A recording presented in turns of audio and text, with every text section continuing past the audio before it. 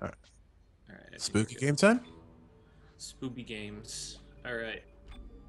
Yeah. Oh, Just everything's check on fine. everything. Make sure everything's okay as far as your stuff. Okay. Oops. Let's go to main menu.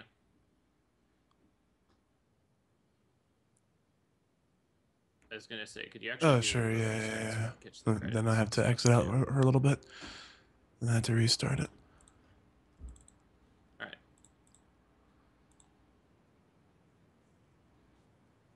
Just let Oh, me know when you're ready, and then we'll well, it get should be started. already booted up. Okay. Hello, everybody. This is TurboDog702 with the Blacktastic, who's going to be playing Dead Space, which is an Yep. Electronics Arts game that came out in 2008. This is actually one of the greatest games that Visceral Games have ever developed. Every other game is like a James Bond that's not GoldenEye, and I guess Lord of the Rings: The Third Age isn't bad. Actually, it's a great RPG. But Probably one yeah. of the last EA games that wasn't total dog shit, too, from All right. production and So we release already standpoint. pre-configured everything, so we're just gonna head on into it. Okay, so before we go in real quick, any Uh, comments on about the it's a really game in fun game. general? Albeit a bit short. Um, it's really I would call it like kind of like space Resident Evil 4 in a way, just with like I thought it was a bit uh scarier than Resident Evil 4, but it plays relatively the same. It's a bit more on the cinematic heavy side, but once you get it like really into the story, especially going on a Dead Space 2, uh, it gets a bit twisted, and that's kind of like what this game is about. It's a sort of a descent into insanity sort of thing.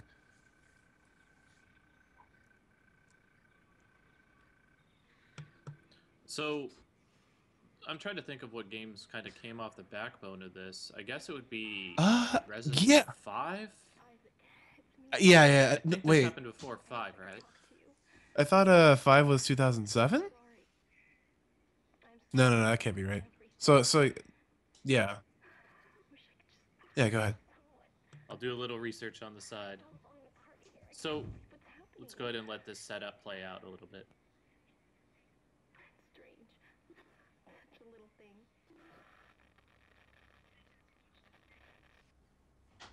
How many times you watched that thing? Guess you really miss her. Don't worry, we're almost there. You'll be able to look her up once we're on board. Sounds like you do have a lot of catching up to do. All right, everyone, we're here. Sinking our orbit now. All this trouble over that chunk of rock. Deep space mining is a lucrative business, Miss Daniels. Aegis 7 is a gold mine according to prospectors' reports. Cobalt, silicon, osmium. Now, where is she? There she is. We have visual contact. So that's Ishimura. Impressive. The USG Ishimura. Biggest planet cracker in her class. And it looks like they already popped the cork. Why is it all dark? I don't see any running lights. Corporal, take us in closer and hail them. And stay clear of that debris field. We're here to fix their ship, not the other way around. USG Ishimura, this is the emergency maintenance team of the USG Kellion responding to your distress call. Come in, Ishimura. You're gonna need to boost the signal if our power's low. Yes, we know. Boost the signal. More. Never heard of a total communications blackout on one of these things. You'd think with 1,000 people on board, someone would pick up the phone.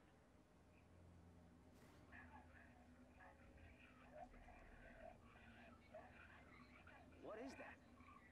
It's a busted array like we thought. Sounds like they're having problems with their encoder.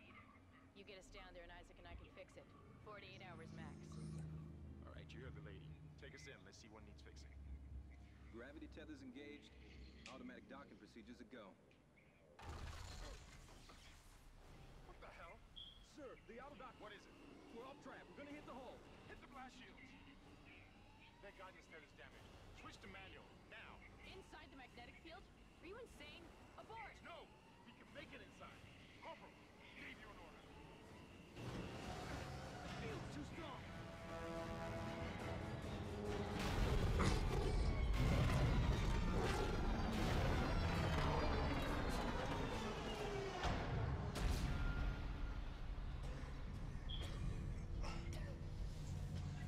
okay? What? What the hell were you thinking? Were you trying to get us killed? I just saved our asses, Miss Daniels. If we had aborted at that speed and distance, we'd have smashed right into the side of the Ishimura. Now settle down, let's get to work. Corporal, report. I'm not getting any readings from the port booster, and we've lost comms and autopilot. It'll take some time to fix. All right, let's get some extra hands from flight deck to help out.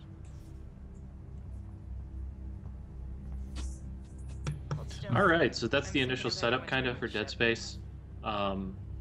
We're introduced to Isaac as kind of our protagonist here, and he seems to have a family on another Well, okay, so the USG planet, I guess? Ishimura, as explained in the intro, is a planet cracker. Basically, what a planet cracker is that they're basically these huge freight ships that extract like millions of tons of ore from other planets. So Isaac's girlfriend, which we saw in the video, was on the Ishimura before the blackout.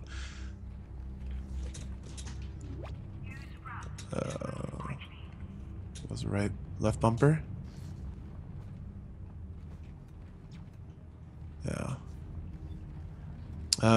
Pressing on the right stick here. You can always have an indicator on like where your current goal is. And it's actually quite easy to get lost in this game a little bit.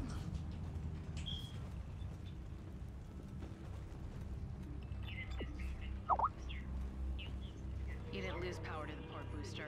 You lost the port booster. Unbelievable. Ishimura was the first Planet Cracker class vessel and is now the oldest serving, with 62 years of continuous service. It holds the record for highest number of planet cracks, with 30 Okay, so and highest dead weight of we kind of get into the Ishimura. It's nothing looks too amiss because this is the dock. You don't expect there to be a ton of people here necessarily, extraction workforce on the colony. and they weren't expected. Like they kind of crash landed into it almost. Concordance Extraction Company.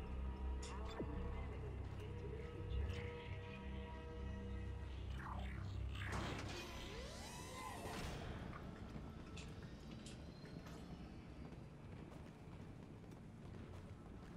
future. So what do you think of the initial kind of setup of this game? This you have this battle class cruiser or whatever, the largest one of its kind, and you get tossed into it. How do you think they incorporate space? Do you think they do it in a really good way, or do you think it's more just a hallway type of shooter type of game? There is a lot to do with space, Well, there's no kind of like as a concept. When we think about like space, we think about not just like planets that are there, planets that we know of, but we think about the unknown a lot, and it kind of sets the tone of this game because it's like you're not really sure what you're expecting, especially if a high-class power ship like the Ishimura just suddenly just blacked out, and as we see in these first couple of rooms, like nobody's there, everything's kind of like all tattered. It's like a tornado hit the place. So there's a lot of like the tone of fearing the unknown as we tread into here.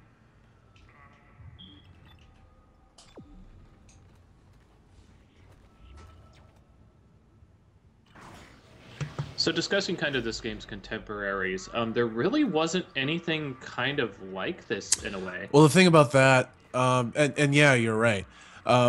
The only sort of like, what is it, like space predator type horror or science fiction that we got. I mean, we like when you think of that, you think like what, like Aliens, or well, Prometheus didn't come out here, but it's basically an Alien storyline. And there weren't many like those type of games out before. We only saw that in movies. Uh-oh. Again, that's a start. What the hell was that? And so now we finally start to see shit going slightly wrong here. Everybody But we're not exactly sure why. What was that? Did you hear that? Not sure. And you're kind of just like forced to. Something's in the room with us.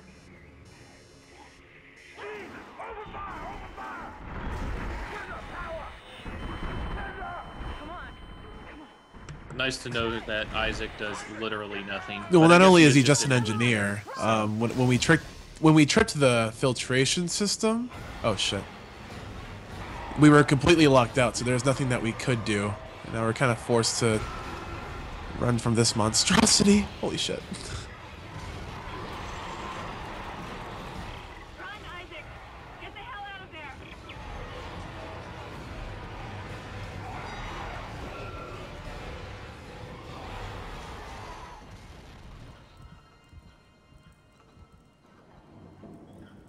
In general, I really like the design of this spacesuit, by the way, on Isaac. I think it looks Yeah, interesting, oh, but sorry. not ridiculous. It doesn't really stand out that much, you know, like, and especially like we're tired of seeing like the regular old like astronaut spacesuit where it's like just thick and heavy, slow to move. The year in Dead Space is 2058, so technology has obviously advanced a great ton. So who knows? Right, so you have to pick up the plasma cutter here, which is our main source of weaponry.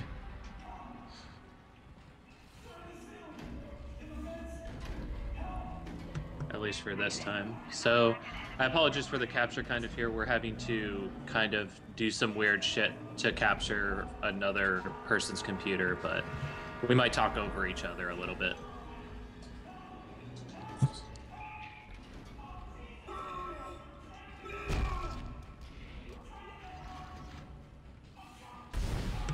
So talking about this game's contemporaries once again, just really quick to touch on it. Resident Evil 4 came out in 2005. Other games along the way to this one, we have Fatal Frame 3, which is an entirely different game. Fear, which is first-person shooter. Call of Cthulhu, Condemned, all of these first-person shooter type of horror games that they tried to push.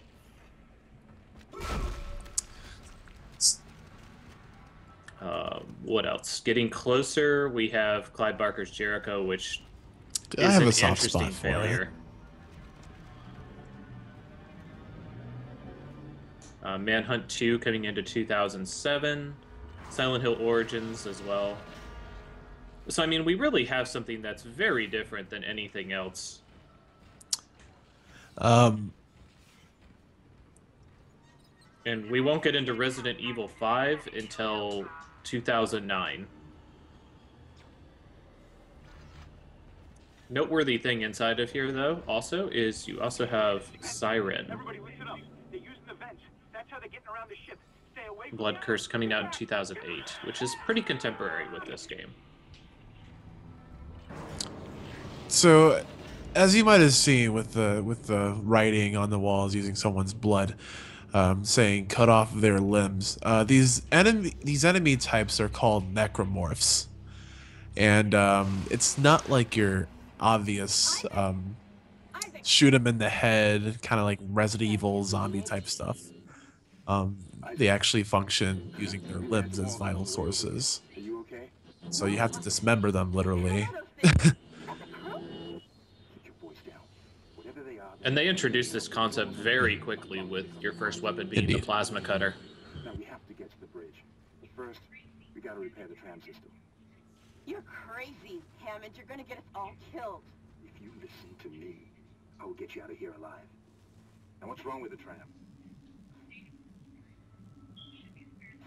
The data board is fried, but there should be a spare in the maintenance bay. There's also a broken tram blocking the tunnel that needs to be repaired. Damn it! Everything is on the other side of this quarantine. We can't reach it from here. No, we can't. But you can. Isaac, if I can get to the bridge, I should be able to access the personnel files. You fix the tram, and I'll help you find Nicole. Nicole again being his girlfriend on the Ishimura.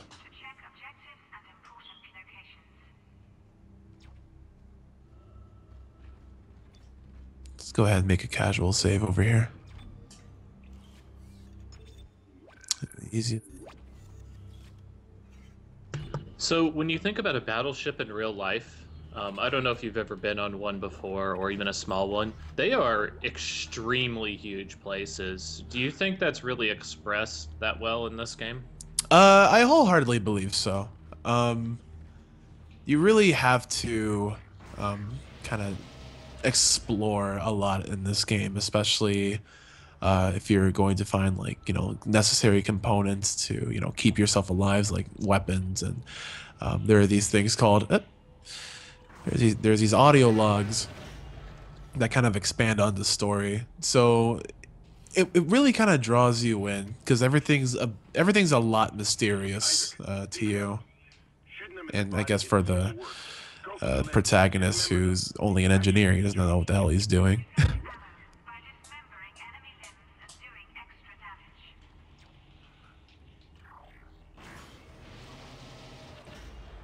So again, it's sorry. So, how do you think this game plays well as far as light? So, I think two of the most integral things that you need to do in a horror game is establish lighting and establish sound. Well, How do you think this game when it comes stacks to up with both sound, of those? we'll actually find it out relatively quickly. But as it comes for like lighting and ambience, it does a job of kind of heavily suggesting that you sort of kind of stay in your lane. Looks like that door is malfunctioning, Isaac. So like basically like if you try to like run into somewhere head first or like face check something, you're most likely going to run into something that you would not expect, and thus oops. So try to give it about 5 seconds after I stop. It seems like that's kind of our delay here. Oops. So one of the things I majorly noticed in this game is you mentioned lighting is it's pretty decent in this game. I does feel like this game is lit pretty heavily, at least in the beginning. Well, I feel like we've only just sort of cracked the surface on this huge battleship, really. So, oops. Okay, so there we go. Kind of like a little bit of a magic power there. All right, so let's hit this power. So Isaac has the ability to kind of slow down time. You want to kind of touch on that, talk about it a little bit, its effect on the game. So the weapon, I mean, the power that we just picked up is stasis. What stasis does, as you can obviously see, is that it can slow down moving objects. Oh, here we go. And the quirky thing is that it can also slow down enemies. So if you're in a bit for a scare here and you have stasis left over, you can slow them down to a crawl, making it easy for you to use your plasma cutter to dismember them. Sometimes it doesn't always work like that, though. I'd like to mention, as soon as I mentioned how this game seems fairly well lit in many places, it just goes super dark. Shit's dark.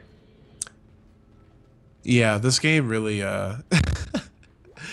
it really wants to get you out of its comfort zone right off the bat. Rather, your comfort zone.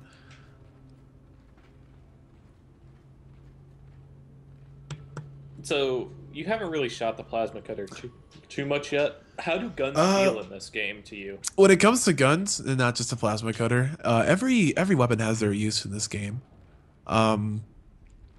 It also feels like really responsive. The aiming is pretty precise. When using the plasma cutter, you're firing like a widespread. It's not just a single bullet anyway. So this isn't just like unloading body shots and the necromorphs. It's just more about being really precise. It kind of just forces you to be really careful because you have limited ammo in this game, much like a Resident Evil.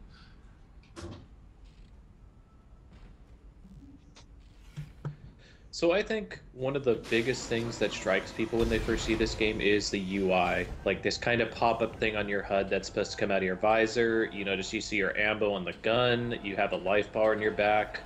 How do you feel about this style of HUD design? I love it. I absolutely love it. You can just kind of focus on the game. It's you're not looking at pallets. You're not looking at, you know, counters all that much. Like everything's just like right in front of you. It just makes it really easy to immerse yourself into like the the ambience, the environment. Listen up, car 8 is trashed. We managed to get it back to the So one of the other big things that I noticed, coming from a game like Silent Hill 2, or, you know, any game where you have kind of a hit on the ground, they all felt really weak. This game has a stomp. Like, you feel like you are crushing something every time you use it. And it's pretty good. Oh, it feels amazing. If you happen to knock a necromorph down and you don't have any bullets left, reminder that you do have a melee. And melee is actually pretty powerful in this game as well. But yes, a stomp can pretty much be the deciding factor between, like, you know, dismemberment or you being dismembered.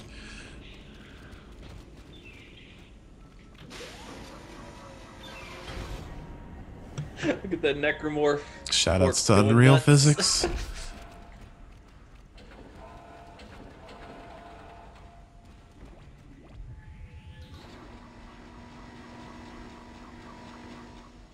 These physics certainly are unreal when you're kicking around a corpse.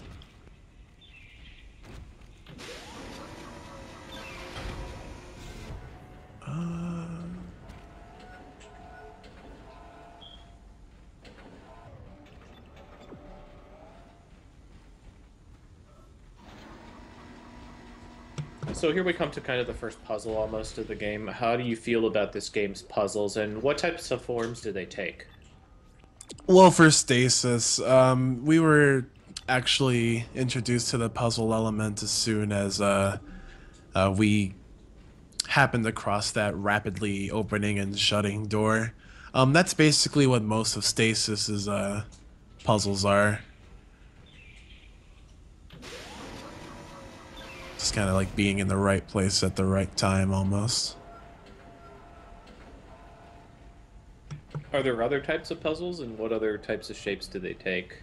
Or do we kind of hold off on those for now?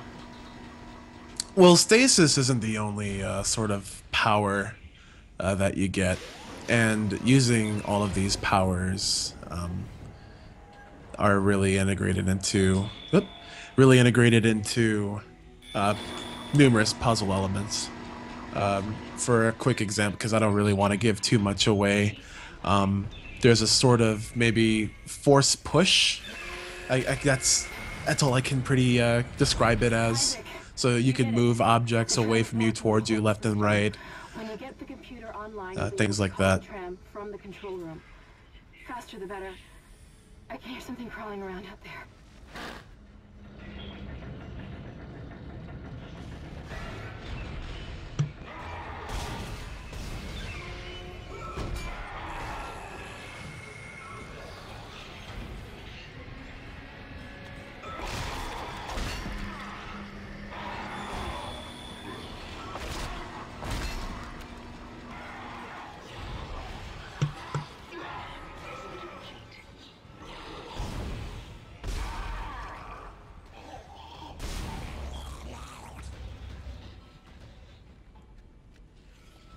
So right now, what is kind of your primary objective? You've been kind of like cut off from your female companion, and it seems like you want to get to her. And you know something's wrong with this base, these necromorphs are around, but what's kind of your primary right now, besides getting to her? Well, the primary right now is that even though Isaac is an engineer, again, he barely knows the layout to this place. And the woman and the sort of general there are the keys, because they know the layout and they know the specifics better than Isaac does at this point. The thing about this story that, again, it kind of takes a sort of a silent protagonist. I always have to do what everybody else tells me because I'm clueless, sort of thing. Sort of exhibited in one of the earlier spooky streams that you had, say with say BioShock. So the main objective is definitely getting to them first and foremost. Do you think that this is a good setup to have Isaac as a solid protagonist, or do you think they were correct in giving him more of a voice in the later games? You know, it's really hard to say. I kind of enjoyed either way. I mean, when you give... Oh my god. When you give a protagonist sort of like too much of a voice, you have to realize kind of like what you're doing with like setting the tone. If you have him written in as, you know, him like just kind of talking endlessly to himself, like it's just not gonna, it's actually gonna be like quite annoying. I think what Dead Space does and what the first game did completely right was that kind of keep vocal interaction as minimal as possible, so you could just focus right on the gameplay, focus right on the sort of you know, like the puzzle elements, or you know, the combats.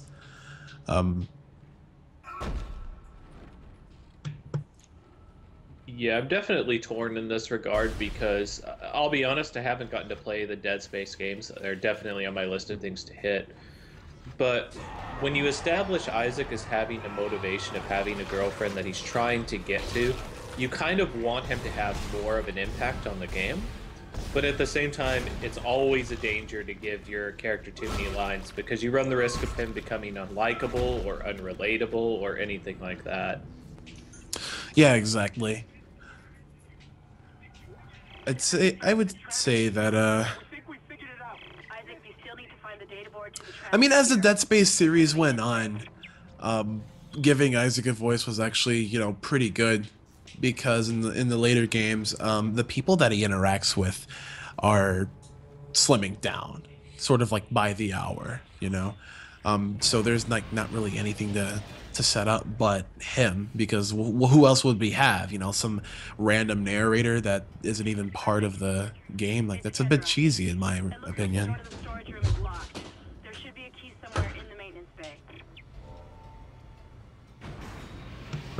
So something extremely different I feel about this game compared to other games, but it makes sense, is that you are never really alone in this game, because you always have a comm system that's almost always on and almost always operational, and you always have someone that's talking to you or that you can talk to or gives you directions. And that's something of a detriment in survival horror games, but I think it's a concession you have to make because this is a Man, you're getting jacked This is up. what sort of happens in Dead Space.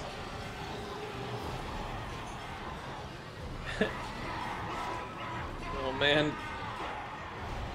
Spooky games. We're not Dead. exactly dead yet. Yeah, we got 4 guys, so it's pretty not obvious really. here you're supposed to bypass these guys, right? Like, that's a lot of guys and not a lot of ammo for you.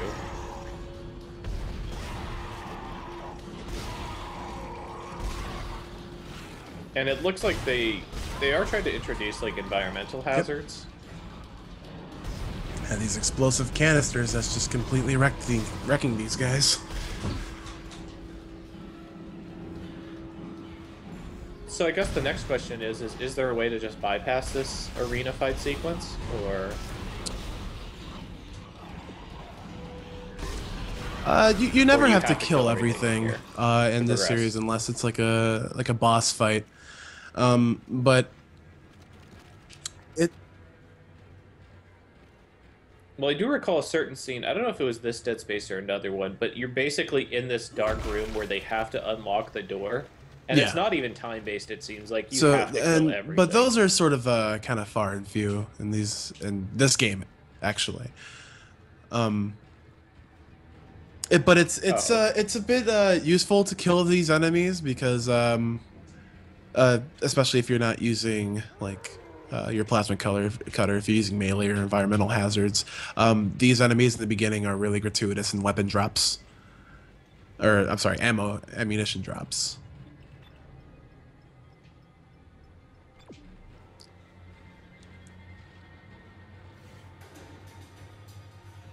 So revisiting what I was commenting on, even though it's kind of bad that you always have someone with you, I think it's a concession you have to make because as communication technology gets better and better, it's like how are you going to explain in this futuristic society you have no way to talk to anybody if they're still alive? No, exactly. And this also kind of goes hand in hand with Dead Space's direction with the silent protagonist. Um, Again, the USG Ishimura is a really, really large place. Can we so Sure. real quick, can you back up a little bit actually? Um and take a look at this room. So when I was watching just some very brief kind of like quick looks at this game, this is one of the scenes that they showed off, and I gotta admit, this is pretty astounding. The scale of this room, the way light interacts with this huge kind of dilapidated structure in the middle. I mean, this is a really great set piece. And you also have to keep in mind that while you are sort of kind of taking in the ambience that this room is giving you, you are just ambushed by like 4 necromorphs. Absolutely. All right, so we're gonna continue on down here. Head onto this elevator. So I noticed you're like pressing a button and he's putting his arm out and leading a light trail. Is that leading you to your objective? Precisely. Again, the Ishimura is a pretty large place. You can easily get lost, especially if you were just as like I was, just kind of running around trying to escape these bad guys. And especially when you enter a room with a large scale, a large space as this.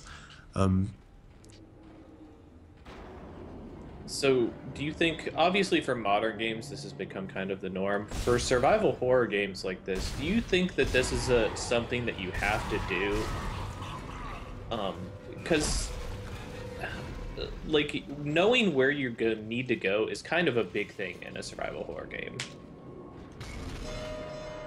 Do you think something is lost when you're kind of given where you should go and how you need to do it? I can agree with you to a certain extent, but I don't think it really matters all that much because, again, even though you are sort of given a guiding light, you don't know what that light guides you into. Oops. So what was mentioned in that repair Since I invoice, just real skimmed quick, over it, however, by the way? we can go into our this is what I love about the Death Space menus. It's that it's not just like a separate screen. It's everything's like completely 3D.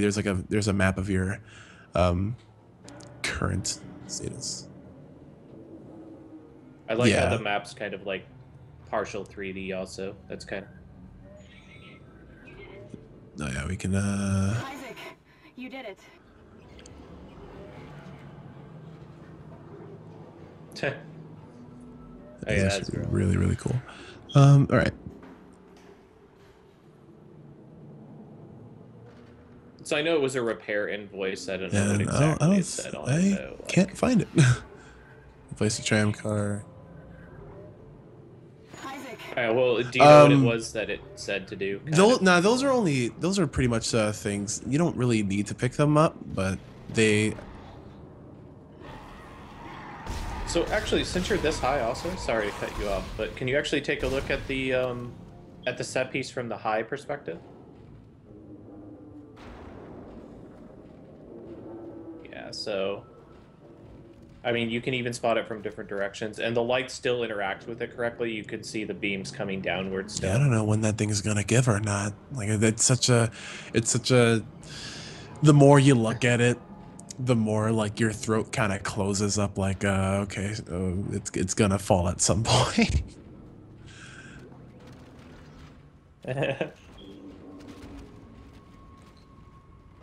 So, as a question, I always mention this when we're talking about theming or general set design. In Silent Hill 2, for example, you had this theming of rot or decay. Like whenever you would move from somewhere, it just looks like it is falling apart from rot or degradation. When you're looking at Bioshock, it's like this thing could fall apart at any moment, like this precipice of destruction.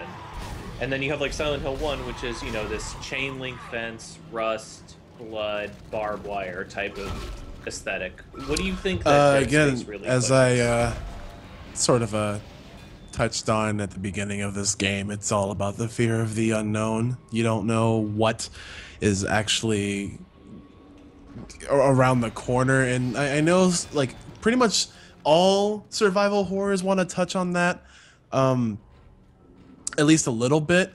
But again, we are talking about space. We're talking about, you know, nobody that was on this mission really knew what they were getting themselves into.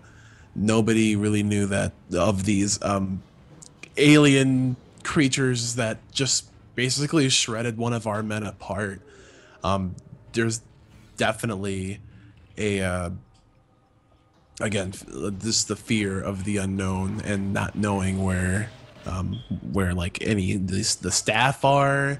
I mean, knowing where Nicole is, knowing how not even knowing how the Ishimura just completely got was like off the grid to begin with. Like everything is just like it must be. Everything was just based on assumption, like, oh, something just must be wrong, so we're just gonna go ahead and patch things up a little bit. That's not the way that things are in this game. So I think a big thing that's pushed in this game also is scale. Like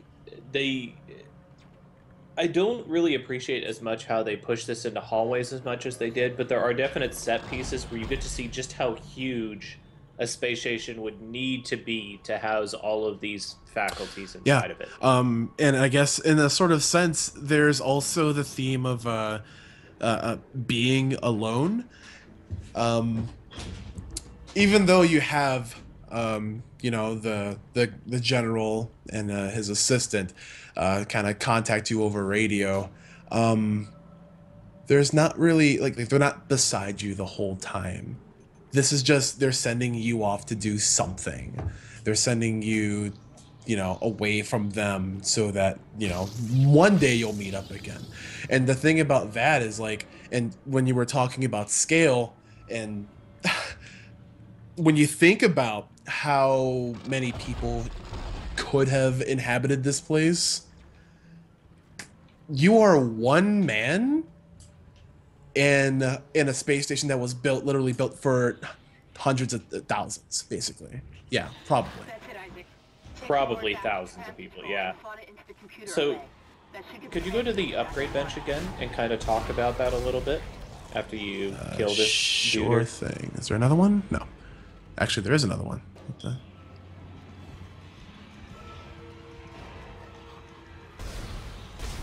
So one of the big things in this game as far as progression-wise and powering you up, you obviously get access to items and weapons, and a couple of powers, but a big part of this comes from the upgrade system. So why don't you talk about the upgrade system, what's your currency, what types of things it can modify, how important it is. Okay, so this is the upgrade bench. Right now, we only have access to upgrading the plasma cutter, our rig, which is our suit of armor, our spacesuit basically, and the stasis module.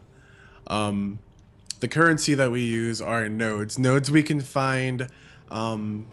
There are some that you find like that are like really along the way or at the end of a major plot point or boss fight, just sort of like to make things a bit fair. The others are like really out of the way. Do you find that, real quick, do you find that nodes are there like hidden nodes that you can pick up for extra power-ups, or are they kind of structured? Oh, as to when you can pick absolutely. them up? There are actually quite a few that are a bit out of the way. So you kind of have to, again, kind of be out of your comfort zone in order to explore and find these sort of because they're actually a little bit rare. Some you can actually buy in the shop, but most of these nodes are just hidden across the map. Um, and these are actually quite important. You can actually miss quite a few, and when as you keep progressing on through the game, all the enemies just get tougher and tougher. Um, so there are a bit of weapon elements. They're DMG for your damage, reload speed, shooting speed, I guess you want to say, your ammunition magazine capacity, and I think that's it. Yeah, that's it. So depending on like the style that you play these games, because like there are a lot more weapons than just a plasma color. You just upgrade this to your need. So I think damage and capacity are pretty, easy to tell. Like you have a clip size and damage, but what about speed and reload? Like how do those kind of push in the game? So in this description here, this upgrade will increase your reloads by a negative 0.25 seconds. That actually, reload speed actually helps a lot. So what is a reload exactly? That means literally when or when you decide to manually load a clip right? yourself. Okay. Speed is basically your so what was speed your again? firing speed. So like the plasma cutter, just how much time you fire one clip and you're ready to fire the other. Yeah. So time between bullets. Okay. Oops. So what keep else do we exiting kinda out of the have bench because as far I'm as going upgrading? autopilot. So your rig, there are events in this game where you will have to use compressed air. So these air nodes will definitely help you be on your way to breathing easy, hopefully. And then So I've seen a couple of these scenes. Do you know for sure if the air upgrades are necessary or are they just they're not to necessary at help all. out? Again, if you but if you do want to explore around that sort of area and hopefully get your hands on a bit of currency or nodes, or if you're just really having trouble with a certain puzzle in that sort of environment, air upgrades might be helpful for you.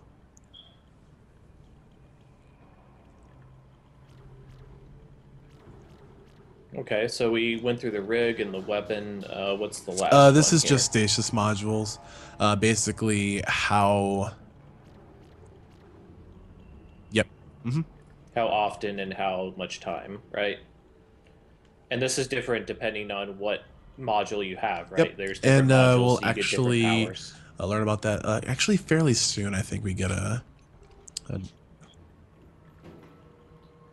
So here's a big question too. So it says plasma cutter. So this is specific to each weapon, each rig, and each exactly. power, right? So for your first time playing through, and you did get your hands on a little bit of a power node currency, but these things don't come cheap, and these things are not in high production.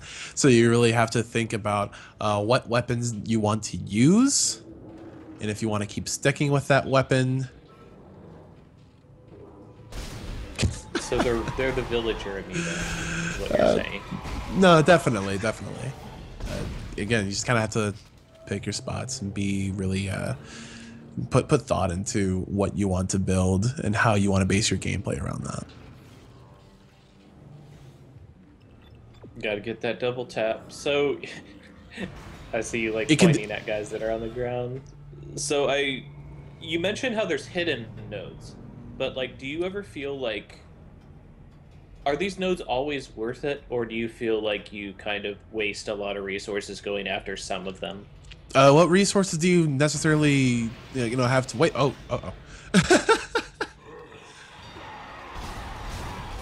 Well, you have ammunition, obviously, but like your life. How does energy refill for powers? I guess that's another good question. Okay, so that necromorph just dropped a stasis pack, so I guess I can just show this off. In your inventory, there are numerous health packs, stasis packs for refilling your energy and HP respectively. There are also... Are those There are healed also anyways? stasis regeneration stations, kind of scattered throughout. I mean, like, if you come across like a puzzle where you need to use stasis, they place one there. You know, um, there's not many other ways to refill your HP, so I'm pretty. Unless I use a health pack here, which I guess I should probably do, I'd be shafted otherwise. You can also purchase stasis packs and like HP refills at the shop, which I think we're going to be coming up to fairly soon.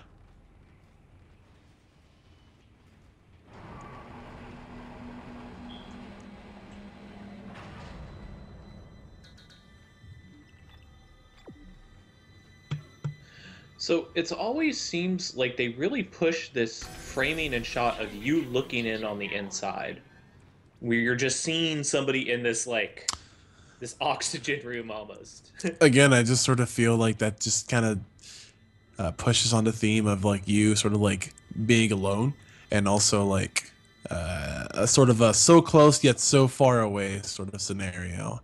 Like, okay, I'm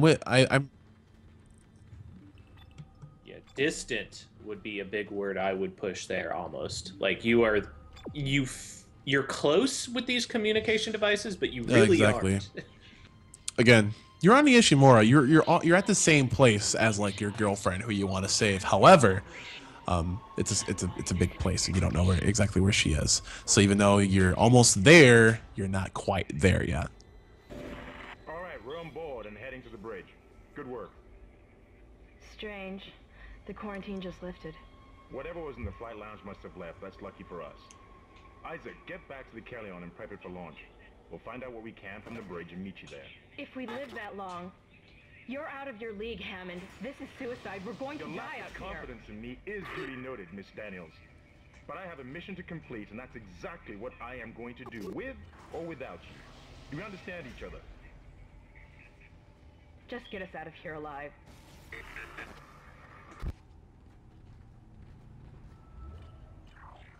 All right, so we start to see a bit of dissonance in the chain of command. So we're going to take a short break here just to kind of stretch out, see what we're going to do. We'll be back in just a couple of minutes, okay? So we'll be back in 2 minutes or so.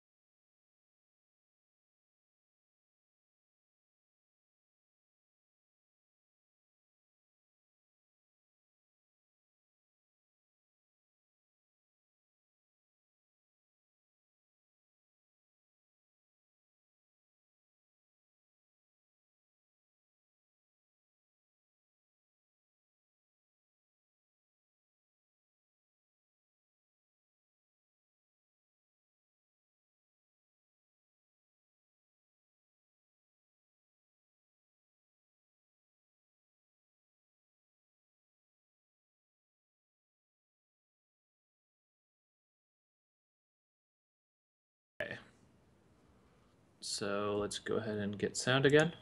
And we're good. All right.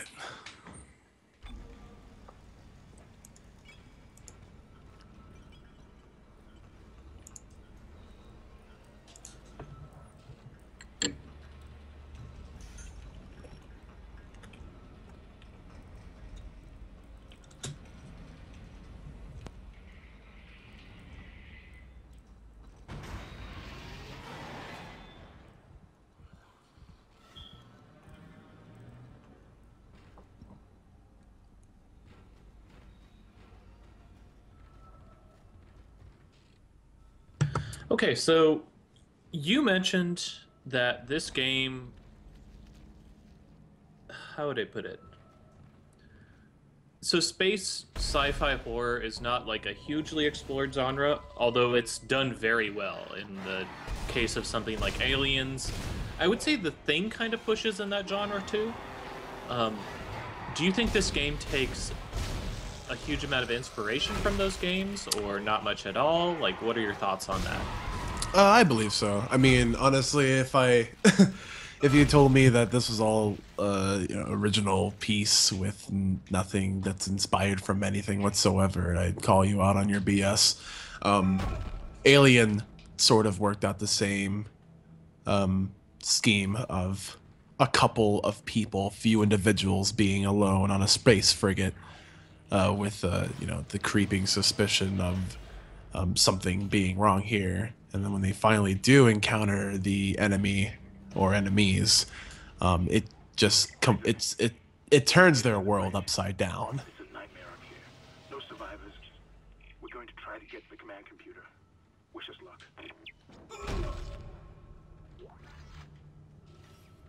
Just make a quick save here.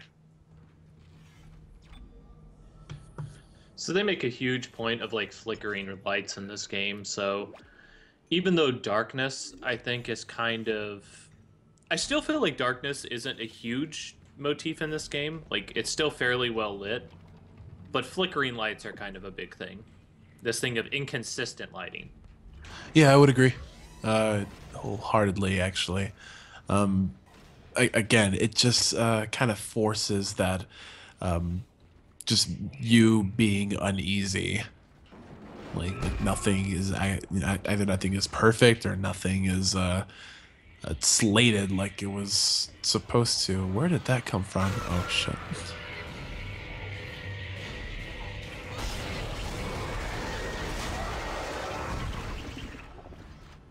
So we're introduced to a new enemy type here, kind of the crawlers. How do these kind of vary from the... What would you call the first ones, and how do these ones vary?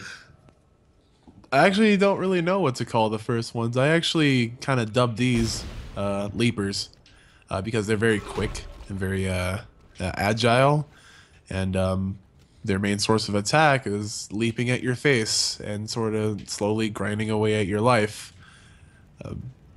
So if you're, I was almost caught off guard by this one because I was looking the other way, so that one could have gotten me.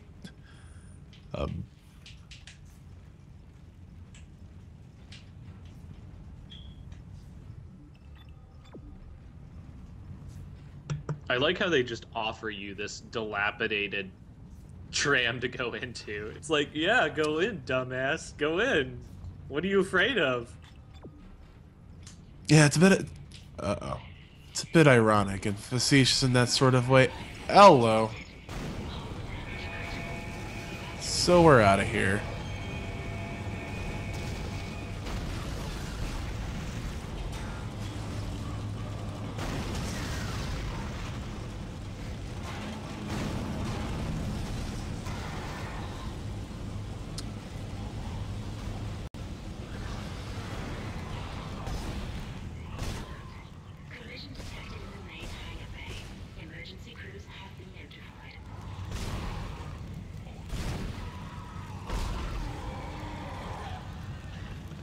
So I should mention this. I mentioned kind of on the side that you got the newest version of this. This doesn't have any mods ready right now for this game.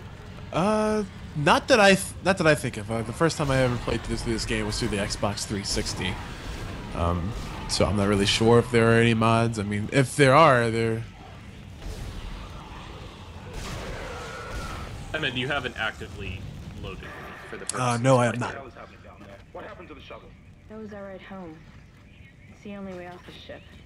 Kendra, No, Hammond! This changes everything! just let me think. Can you access the command computer? It's no good. There's an executive lockdown of all primary systems. Without the captain's authorization, I can't access them. Well, where's the captain? Here he is. Captain Benjamin Mathias. It's a good question. Location, med lab. Status, deceased. What? How? I can't access that information. Find the captain and you'll find his rig. With his authorization codes, I can crack this computer wide open. Damn it. Isaac, I'm sending the tram back to your location. Get to the medical deck and find that rig as fast as you can. What was that?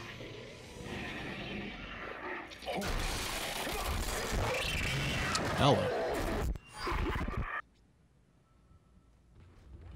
Well, now we have lost the control room. So great.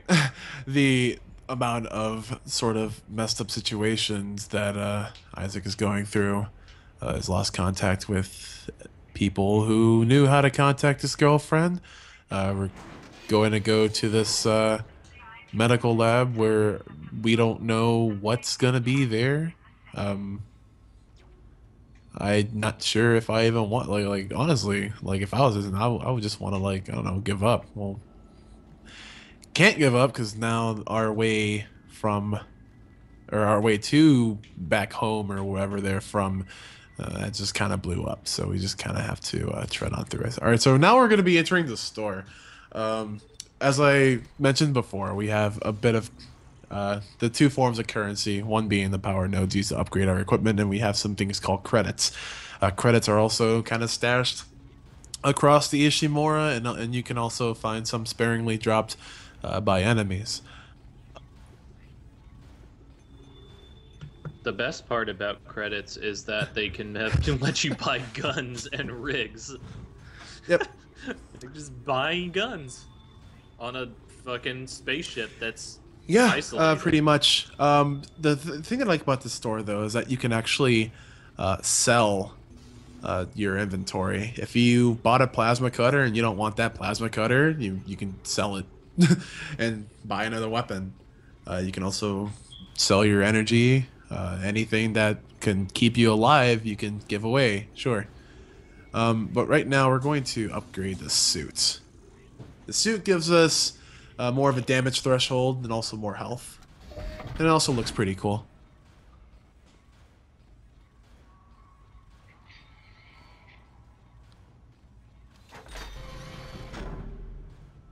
It almost feels silly that this wasn't the first restriction that they lifted on the Ishimura when things went wrong. Like, just like, hey, let's pump out super soldiers as much as we can. Yeah, I don't think that much thought was being put into it when they were being ran over by these extraterrestrial creatures hell-bent on just violence and primal instinct.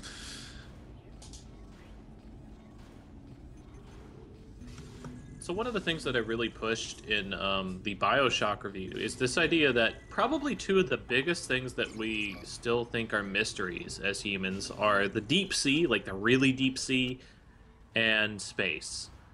And you get the same type of motifs. Like, if something goes wrong deep sea or in space, like, you're pretty fucked. There's nobody to help you. And there's so many things that we still don't understand and are very alien. Yeah, this is exactly what I was talking about at the beginning of the game. Just basically, given the circumstances and the situation that we're forced with, we have no way home. We have no knowledge of the layout of the really big planet cracker known as the Ishimura. And also, we also have these these creatures hunting us, it seems. So how screwed are we? That's kind of like what you have to ask yourself right now. And that's basically what it pushes on you. Yeah, and I mean they mentioned that their last return shuttle or whatever is gone now. Like they are fucked for all intents and purposes, for what they know at least right now. It's all right, McCoy. He's here. Nothing to be afraid of. I knew you would come. Just like you said. I saved this. For you.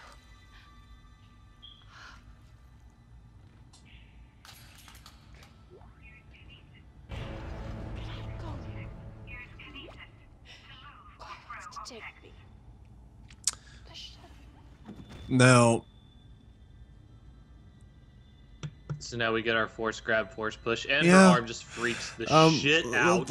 let's also pay attention to the fact that this woman, bless her soul, has descended into a deep, deep dementia. She was petting, I guess, was like her lover, companion, and I guess was not aware of the fact that his body was being encapsulated by maggots, as we see here. So.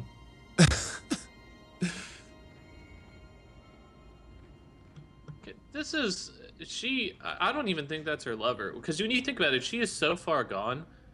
How could she not know that she's been dismembered? Like almost all of his body parts are there, right? Like, I think either that's that just or a he torso. dragged a torso That into is, that this is just, room. oh my god, look at the maggots, dude. I don't know about you, but like that's just really freaks me out. I hate just how they are.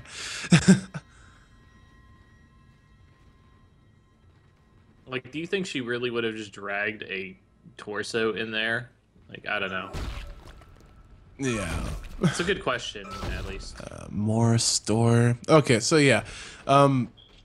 Getting back into gameplay, yeah, we do have another thing called Kinesis. If I remember how to... There we go. Pyrokinesis. Cryokinesis. There we go. So we're able to...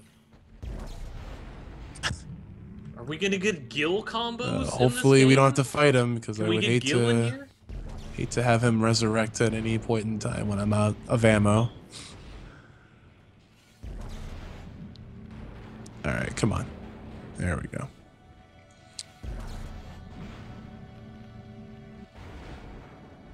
So what do you think of this Kinesis tutorial? So they gave you kind of a stasis This one's tutorial alright. I in mean, a couple places. What again, about the this one? Kinesis and the Stasis are fairly easy to get a hold of.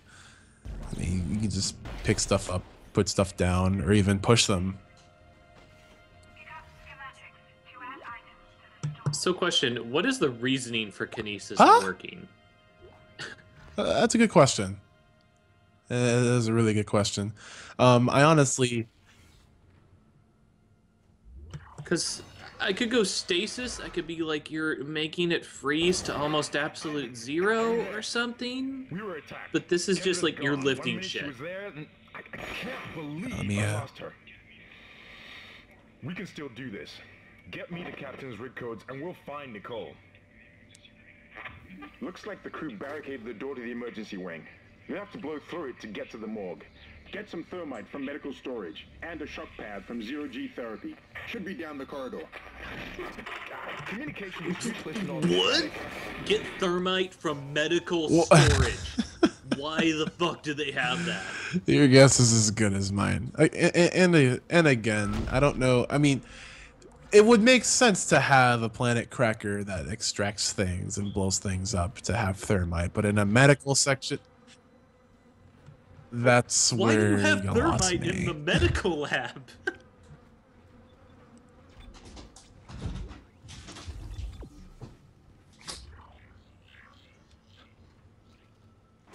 Hey guys, we need to melt through this patient. Let's just grab the thermite.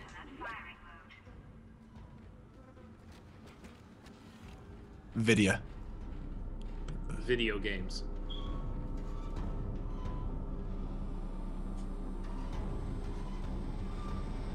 Wait, you gotta back up for a sec, because I know you passed it. Where Look would at you that be sign without again. science? Just science question mark? So like I said, most of the times you'll have a stasis recharge when you're faced with a puzzle element like this.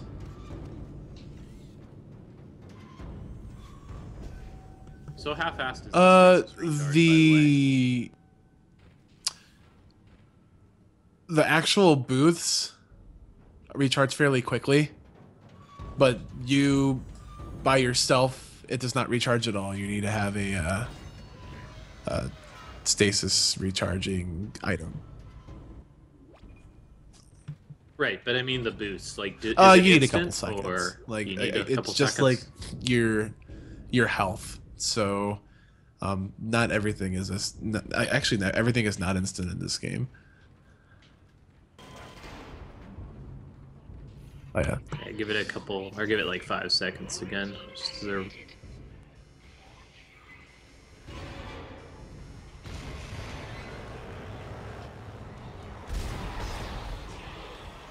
So I think this is an arena scene, right? Probably the first real one in the game. Indeed. And to real, like, it doesn't really matter. Oh, they're climbing in through the walls. Jesus. Oh god.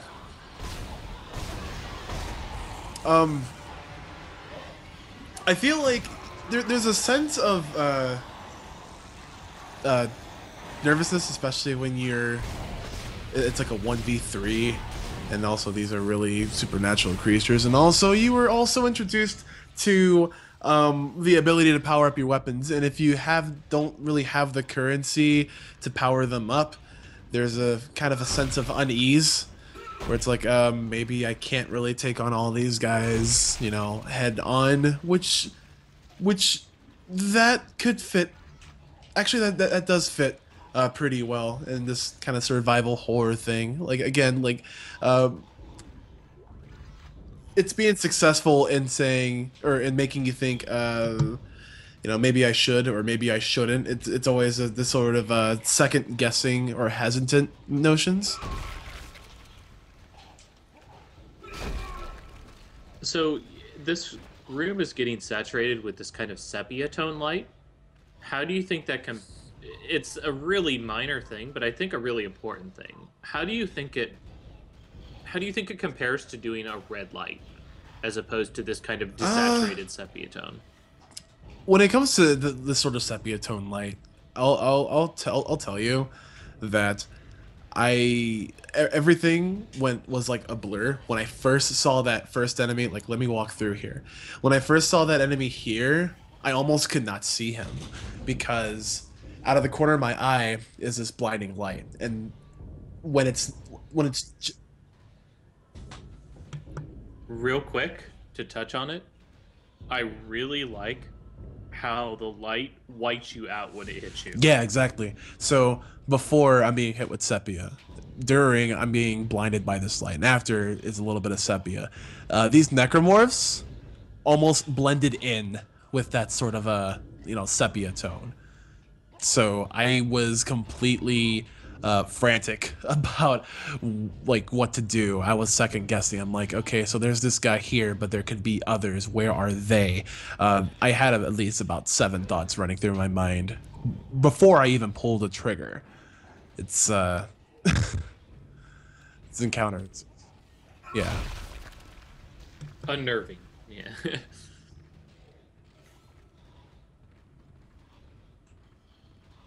Okay, so we go down to here.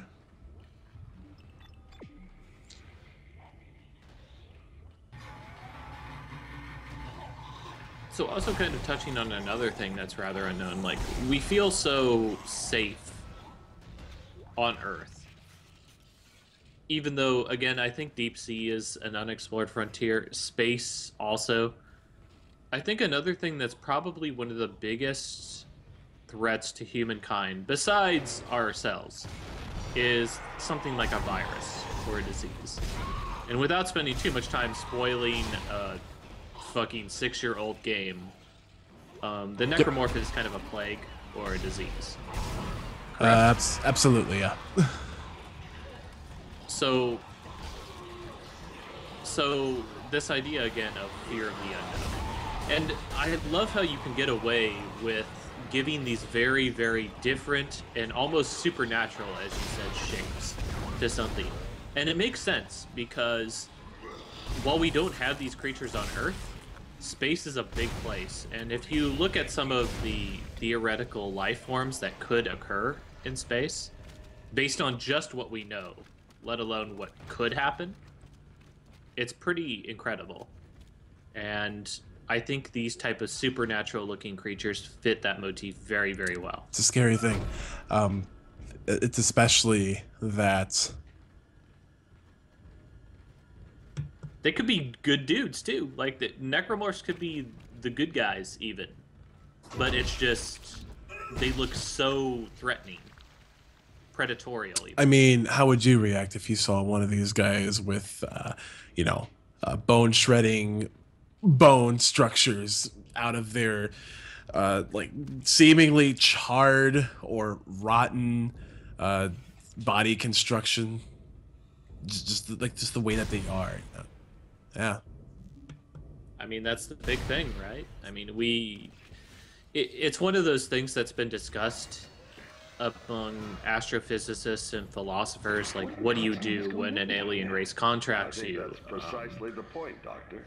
They obviously have better technology than we do because they were able to find us and travel space. Like, do they even consider us beings that are worthy of saving?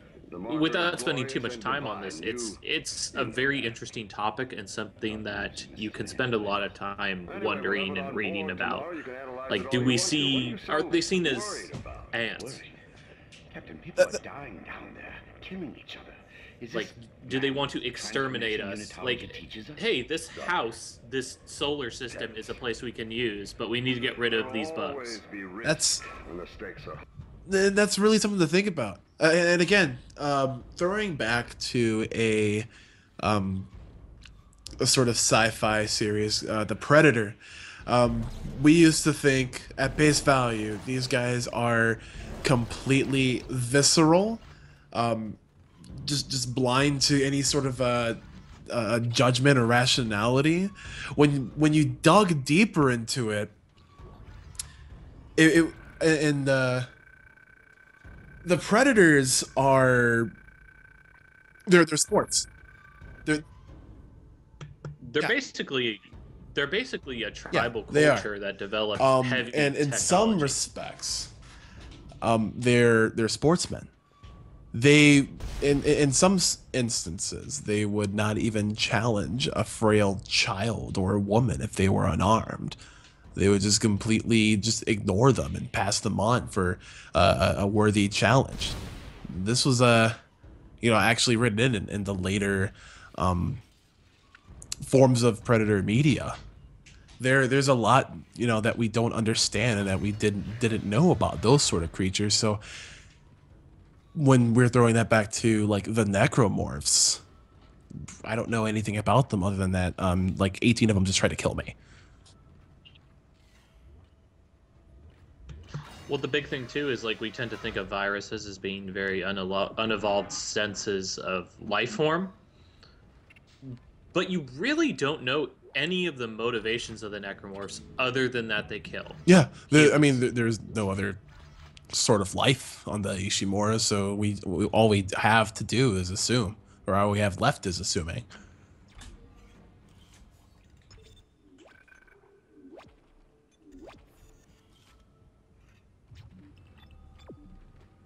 Again, without touching on it too much, that was kind of a big thing also, is like, how do you communicate with something like an alien life form without something like a universal truth like math or science? And when you get into science, like, how much of science is actually complete fact as far as what we know? Oh, this guy's super dead.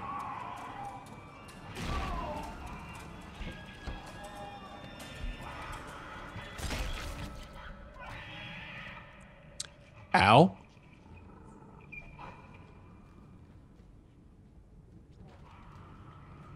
Yeah, ow.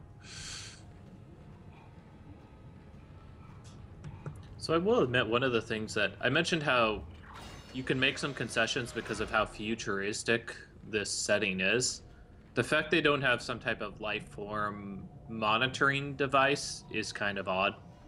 Like, you know where survivors are. I don't. Yeah. They touched on it a little bit when. Yeah. I know. Okay. Real quick. Is this explained? No. Oh shit.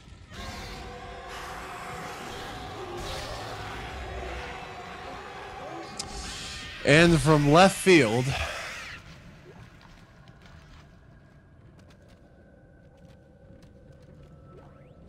This is a new battle cruiser. Like, why do they have babies in here? I mean, I could see, like, raising them outside of the mother's womb just to make them able to work effectively and all that stuff. But just what? This is Why are where they here? things kind of get a little bit twisted.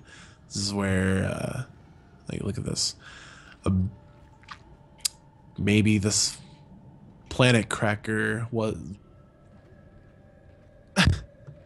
No data logs? Anything? There should be some scattered around here. That. What? Wait.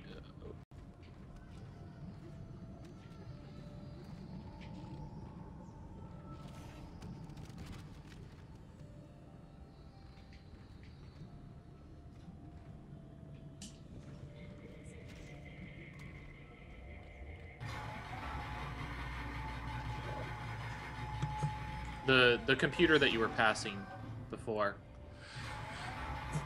The little panel. Like, I understand video games, but like, what did Wait, you where just now? pass by? Yeah, that was the. Or was that the Yeah. lift? Okay. I was gonna say, if there's just a fucking shop in this fetus room, like what? You know, make your clone and get a plasma rifle too. Have I touched on how this game makes you completely paranoid of what might be hiding in a vent?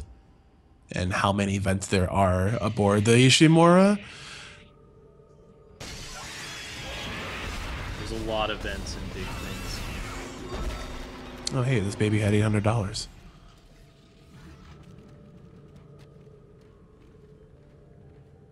Oh man, that baby's loaded. The rich it's basically Richie So- Rich, right? These sort of lockers are components for prosthetics. If someone ever happened to lose an arm or a leg or something like that, they could just easily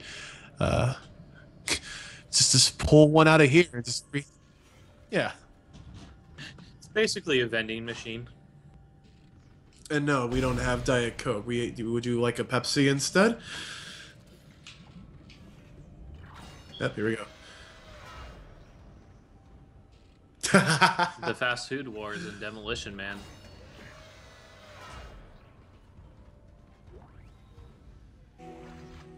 Oh man, dude, you gotta back up. I gotta see these signs. Because this is like the best. Use the shock bags to ignite it. Hope I can hold this position. I can hear something big moving out there. Dude, look at that fucking game designer on that face. That is not a model. Yeah, You know that was it's one of the devs. very might have well been. I don't know what it does by their faces, but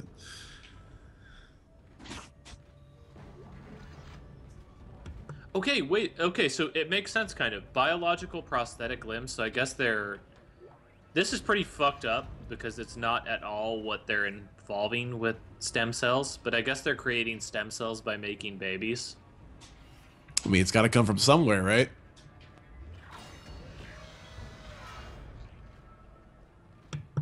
Yeah, I don't want to touch too many controversial topics, but needless to say, that's not how it fucking works.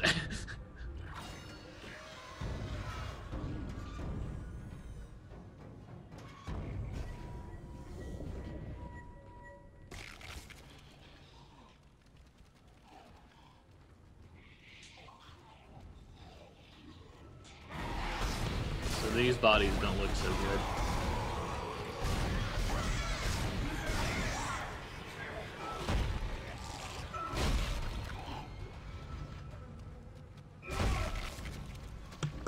So I noticed that there's an interesting kind of twist on the survival horror background. You mentioned that shooting them in the head isn't really the thing to do.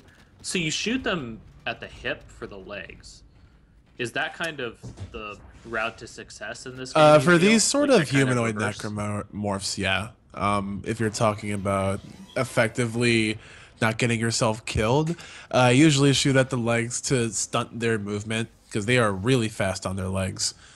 I mean, another alternative would be using stasis so we can slow them to a crawl, so we can dismember them that way. However, when it's about instinct, I would rather shoot first, ask questions later. Here's another sign for you.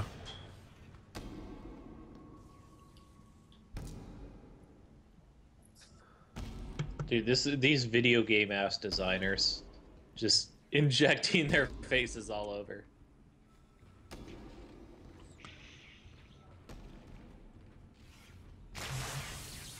So I usually ask this question before we start, but we kind of jumped in fairly quickly. Do you remember this game when it came out, or when you played it? Or I both? actually got this, I think, like a year or a year and a half after it came out, and it was really well received.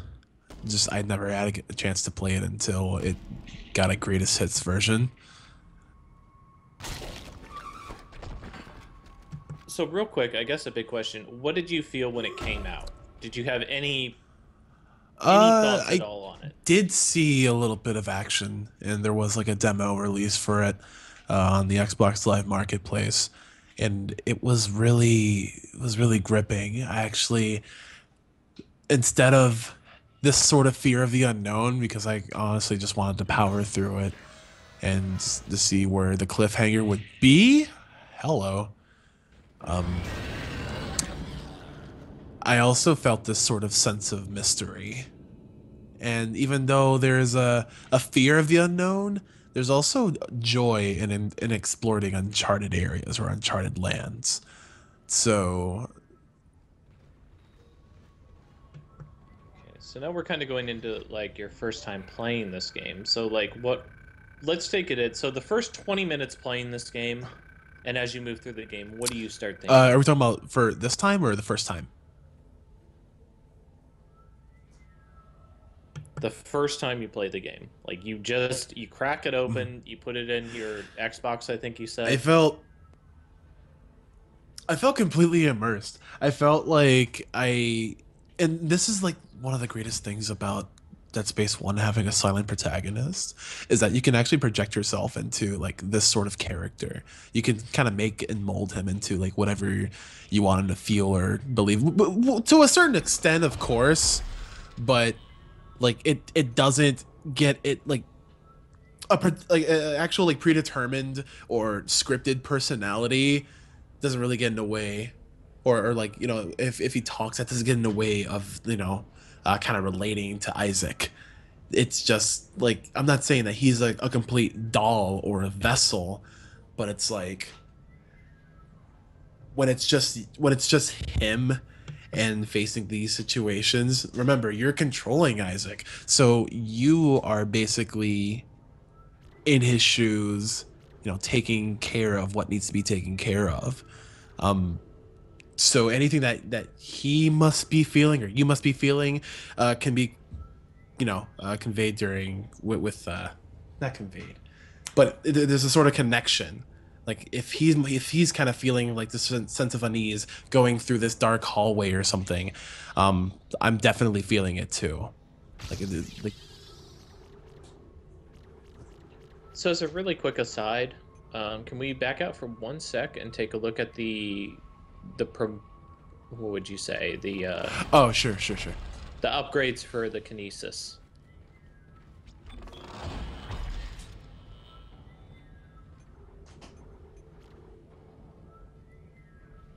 I love how it has different firmware versions on it too. It's kind of funny. So range, okay, so it's just a straight range conversion.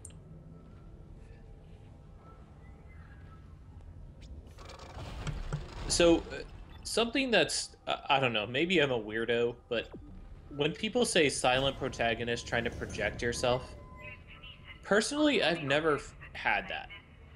I've always felt like you've gotten the impact of the game on yourself through the gameplay. Not that it's a silent protagonist, but that you are experiencing walking through these halls. Isaac isn't forcing himself to walk through these dark, dank halls that could be filled with necromorphs. You are. Like, you have to be the one that walks in. So I don't feel like the silent protagonist really affected me as much. So, like, I don't know. I don't know if that's a quirk with me or with that the intent wasn't the impact. I don't know. What do you feel? Like we were saying before, the sort of silent protagonist idea can be received differently across, different people. When it comes to me playing something and me wanting to immerse myself in the game, I like to feel like I am the persona that is my avatar, like the person that I'm currently controlling. Yes. You are the tower.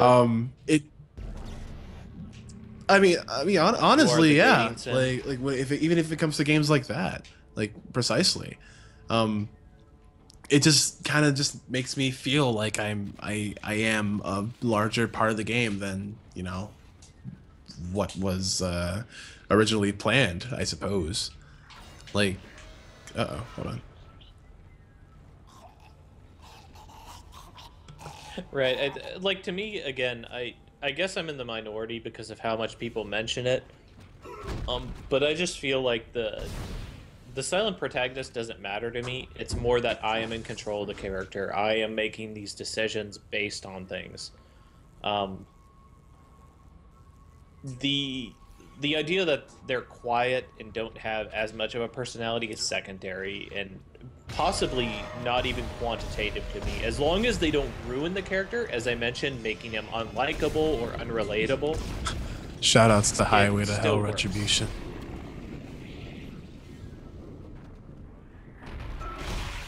What, you've never fucked 4 girls in a huge 70s styles porn mansion while clipping through their clothes? And that, my friends, is a story for another time.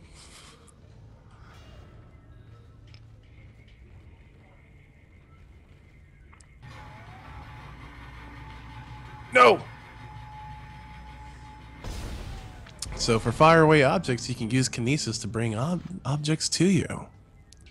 The line rack is a ammunition for the line gun, which we still have yet to purchase in the store. Just letting you know, though.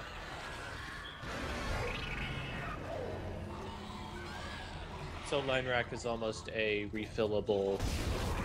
Yeah, essentially. I don't know how you put it.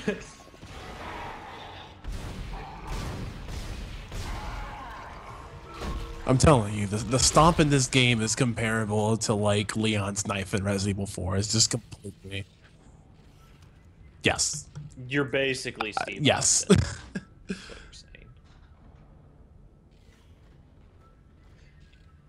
saying. See, this is okay. So, if you go back, it says infidel on the wall in blood. This is something that kind of bothers me in games. Is you're not talking about insanity happening necessarily, and they aren't even giving you a clue. They're just putting something that's shocking, and I always feel that's kind of emerging, breaking to me.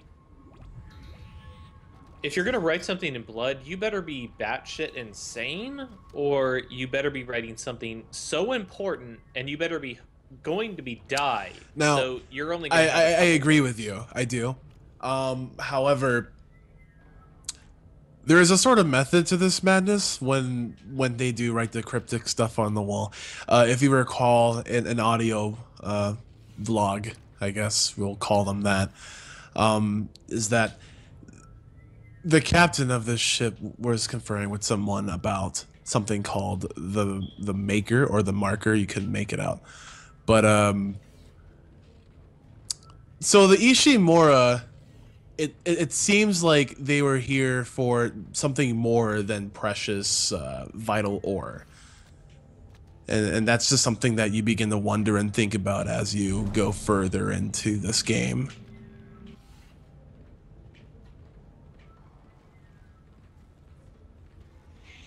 Something else that's kind of incredible is that a lot of people would look at this and say, like, how much ore could they possibly mine to quantify or break even on this space station? And that's actually pretty easy if you pay attention to some of the projections that people have on asteroid belts and stuff like that.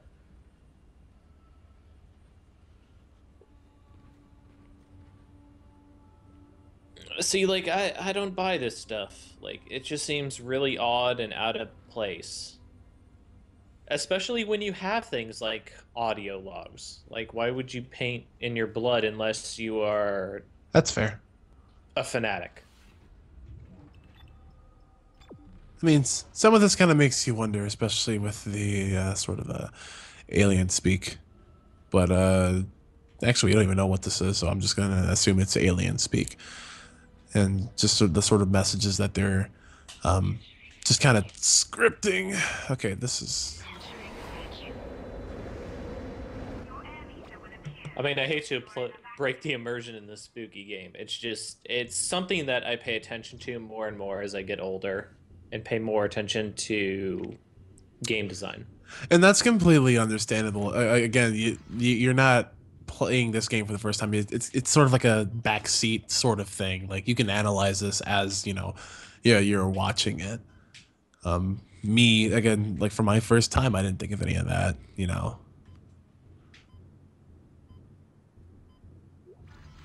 So here's the first introduction to the air. Yeah, it's a rather small segment, but you do get a sort of a grasp of, like, the sort of telltale signs of when reaching an area like this. Again, like, the air is decompressed. Feel this sort of pulling sensation. So once you get your air back, could you head out into that outdoor area again so we can kind of take a look around? I think... no, we got it. Or is it going to lock you out? Okay, so let's take a look around a little bit, right? So you got this really intense heat or light source coming from the side. The fact that there's a body there is kind of weird. Wait, does he... Oh, no, keep looking at the corpse. Keep looking at the corpse. Is he... we can't see him anymore. I was gonna say, can you keep seeing that guy? Alright, so... Yeah, I think, obviously, a limitation of the system. That's just the way it is. But it would be kind of cool to see him just keep going, since there's no limit on light at that point.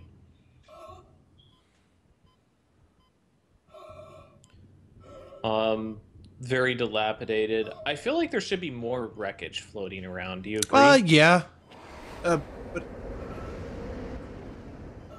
I think it's effective. I should put that out. I don't think that it's, like, botched, but I think that there should be a little bit more. I mean, it does get the message across that, you know, severe damage was suffered in numerous areas of the space frigate.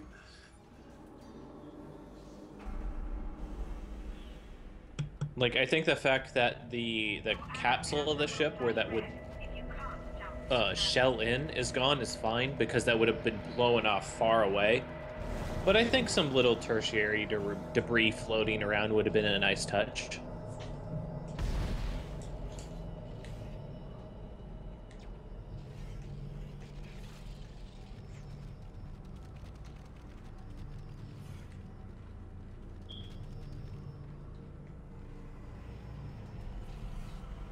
Just gotta get this. So we clearly have some explosive casks here. Are we in Kinesis puzzle territory? Yeah, yes and no. We do need to power the other door. by using the battery. But it seems like I forgot how to. I was gonna say, why all the explosives then? Like, what's the goal here? Maybe not a part of the puzzle, but something greater.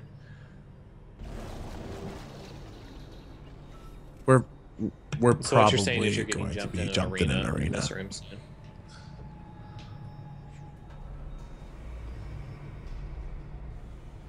Yeah, I mean, that's the game designer talking in me. You don't just put explosives in a room for no reason.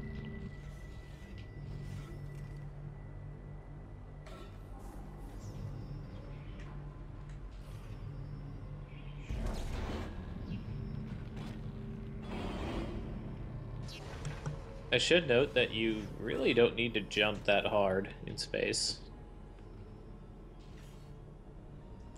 Especially since you'd have to catch it with your arms afterward.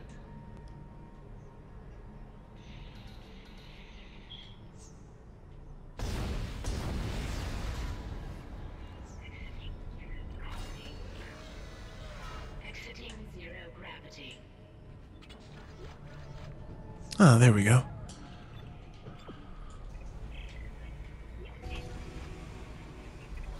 Great. You got a shock pad. Combine that with the thermite at the barricade to destroy it. Shit. I can hear more coming. Moving through the vents. Stay safe, Isaac.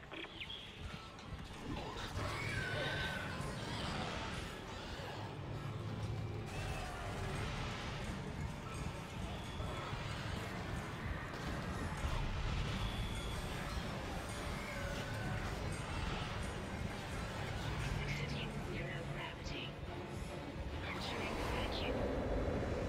So we hear these pretty oppressive sounds happening in the game. What's happening exactly? That's Oh, what causing exactly that? were you hearing?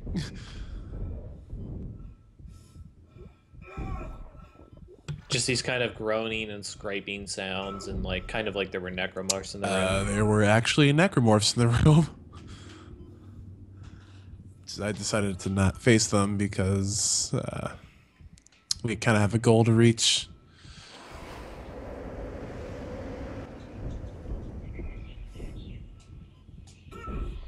Exiting vacuum. And it's not really. I really hate facing the leapers, especially in zero gravity. It's a bit the aiming is kind of slow in this game, so kind of tracking them that way is just it's a pain. So it does feel like a lot of this game isn't so much. How would I put it? So a big trope in survival horror games that I got from Two Best Friends Play is shit's locked. That doesn't really happen so much in this game, right? At some points it does, but there's a more heavy progress on just you go in a straight line to a place, maybe an arena. It's just getting to the area itself that's the fun. I mean, there's a sense of urgency, like, and also your goal isn't to exterminate every necromorph, and I'm pretty sure that's the last thing on your mind as you take into account how big this place is. And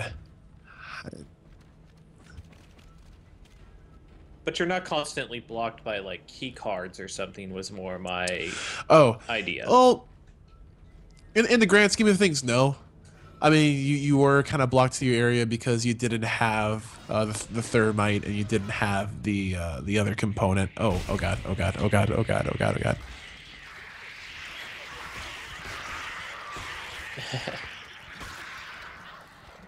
Yep. You've got the nice little bug aliens now.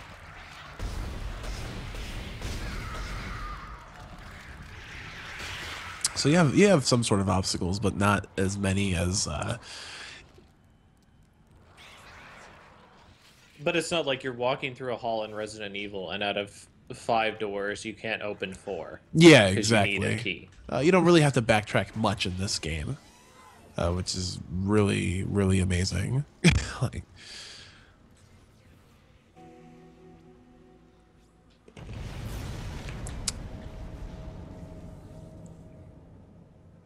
Okay, so now that we've used the thermite, I think it's a good time to take a short break. Take a stretch, walk around.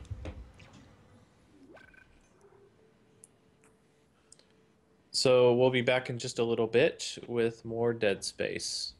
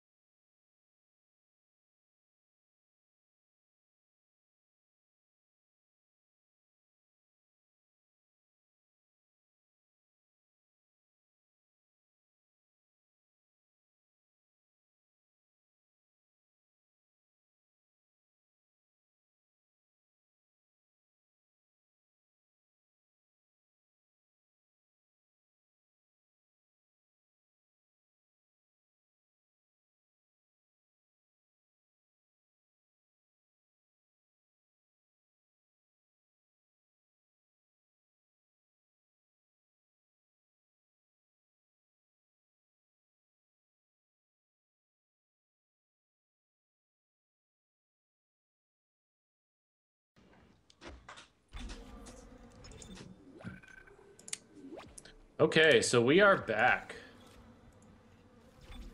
So something I wanted to touch on before that I didn't really get quite a chance to do. So how are the upgrade and store stations kind of spaced out? Is it kind of one per area? Is it based on major plot points? How do you feel on those? Are they too sporadic? I feel that they're right? just right. There's not really a moment where you're like, oh shit, I really have to get to a store real quick. There's one you can backtrack to easily. Nicole Brennan transmitting ship-wide. We need more help. We don't have the resources to deal with this many cases. Nobody would tell us what's happening. These wounds, we are not equipped to deal with this. Get him to the table. Hold him. Not you. Hold him down. Every quarter. That was Nicole, right? I can't tell from here when that log was made. I'm sure she's around here somewhere.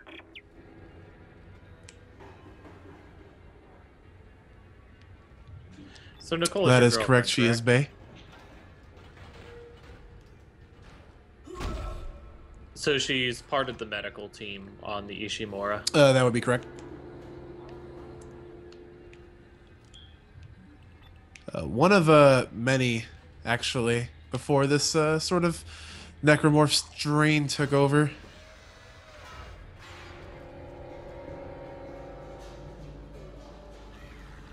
Oh man, there's a sign before you enter that room that says, "Sorry, we are full," and they are definitely full.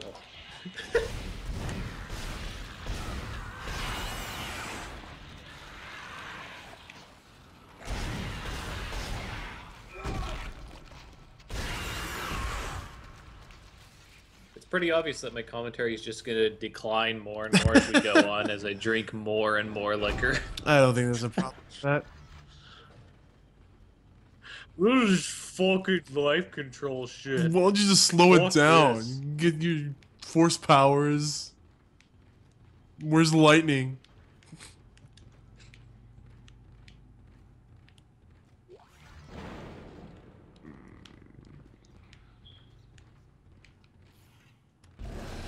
There was a battery here, and I don't remember where it is. Shh.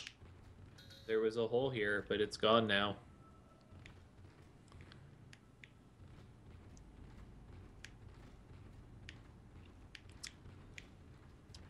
Where did I put that thing?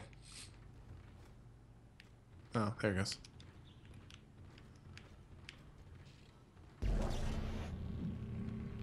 Once again, we get this flickering lights motif. Well, I keep revisiting this, but there's not really too much super darkness in this game. There doesn't really have to be. Honestly, I think that'd just be kind of impeding. It's just interesting because you think of a survival horror game where the main components of it are like light and sound. And while the sound I think is phenomenal in this game, it's a very different take on lighting. Yeah, I agree, but and again, I don't really think that lighting really has to be a. Well, lighting does. Darkness really doesn't. Like, okay, so we're entering this room here. You can definitely make out the major components of this room,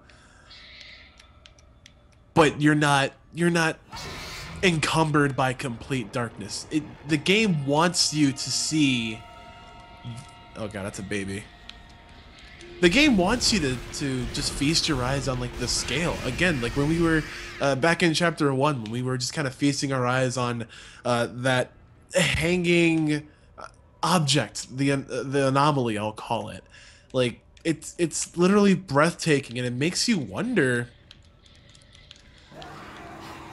how large the Ishimura really is. Yeah, we do have like a map layout, but like we haven't really known for ourselves. We haven't really explored quite everything yet.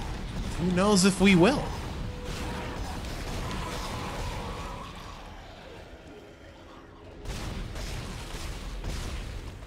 I think you're partially correct there too. I had been thinking about that over the course of the playthrough also. When you're pushing this idea of scale, you probably do need to have better lighting, or else you're just going to get completely lost in an area that's larger than a hallway, which is typical of a survival horror game. Yeah. That's just kind of like how I feel, because again, like if I were to be in darkness all this time, you know how many times I would pull this map marker out, and I would continue to keep pulling this map marker out. It takes away from the experience. It takes away from being immersed in this experience, this ambience, if you will. You do make an interesting point on the map marker, because one of the key points of a survival horror game is looking at the map, assessing your area, especially in a new area, to see what the shape of something is. So having that kind of guide to know where your main objective is can kind of reduce that need to look at a physical map. No, exactly. And also if there wasn't that, I would be pressing select to pull this up the whole entire time. Like the game, like honestly, in my first playthrough and even this playthrough, I have this map completely out of mind. I want to explore a lot of things for myself, and even though that there's a a fear of the unknown. And like I touched on before we took that break, there's a lot of exploration that's to be done, and like it's exciting. It really gets my adrenaline pumping, honestly, because it's like it's like this is an entire new thing. This is a big, like, this is almost as big as a small town, and even though that there are things running rampant trying to kill me, who knows what else that we have here. There could be other people worth interacting with. That's not, that's outside of the main story. Like, there could be another way to deal with a part of the main story. Like, you just never know until you actually set off and find out.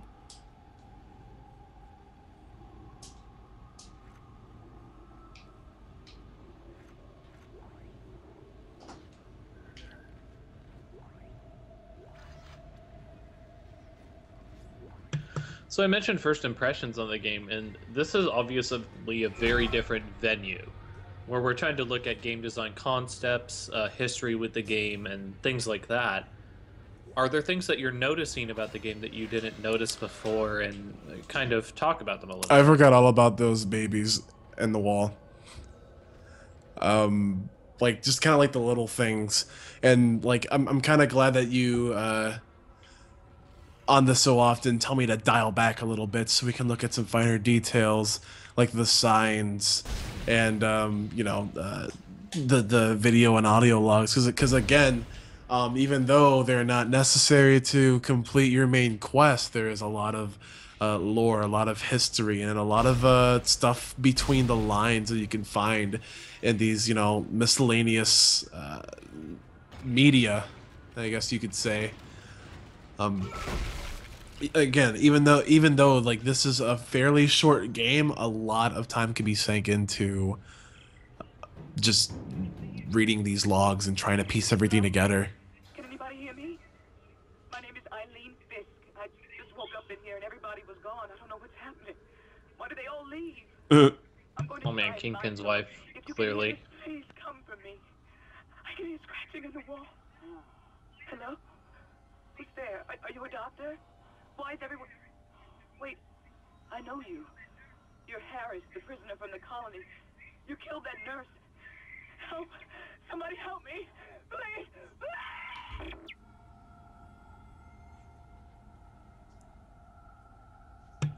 So yeah, then just straight up humans. I don't know why a prisoner is being held on this ship, but yeah. Super duper She's dead. super dead from a human.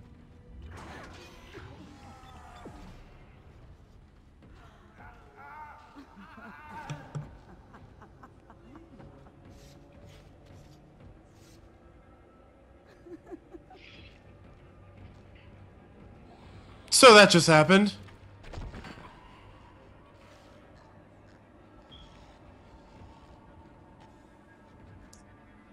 Yeah, that did seem like a very odd scene. To just toss in the game. And this is pretty creepy. And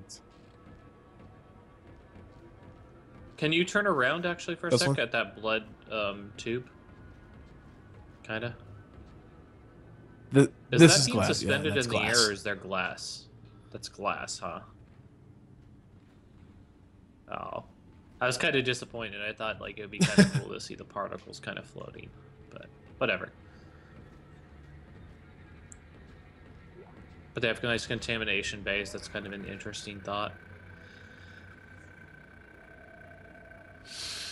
For So our what do we previous got in the conversation, I science asked log? that you delay bringing the marker up from the planet for a day or two.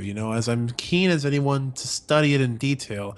I understand your sense of urgency given the events of the colony, but that's why I asked. What's happening down there is just too unique, too unprecedented to cut it short without proper time to study the causes and effects. In light of a discussion I had with Dr. Mercer, I'd like to meet with Doctors Ciarello and Welland planetside to get their observations. So obviously, well, not obviously, but what I'm piecing to,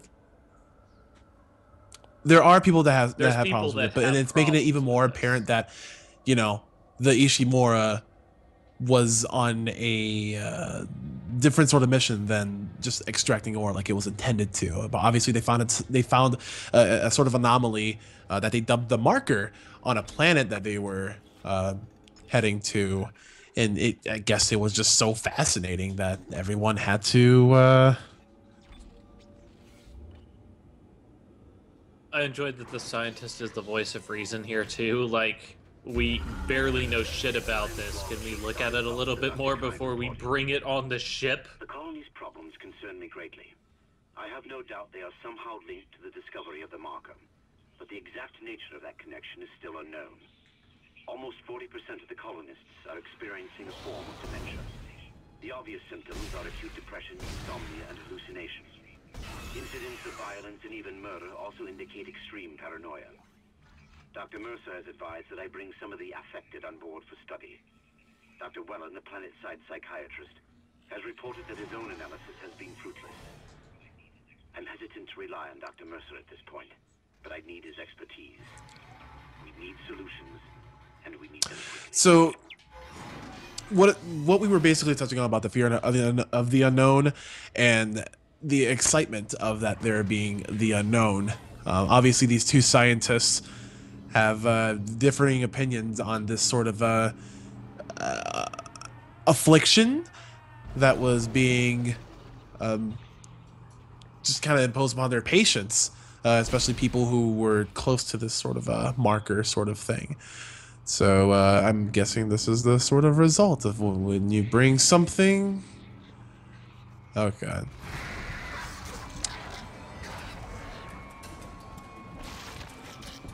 When you think about space exploration in general, like, it is such a different mindset, I guess you would say, than dealing with something on Earth. And apparently bats make necromorphs. That's clear right there. So this thing is going to taint all of the bodies and turn them into necromorphs, so I have to kill it first. Make sure it's dead.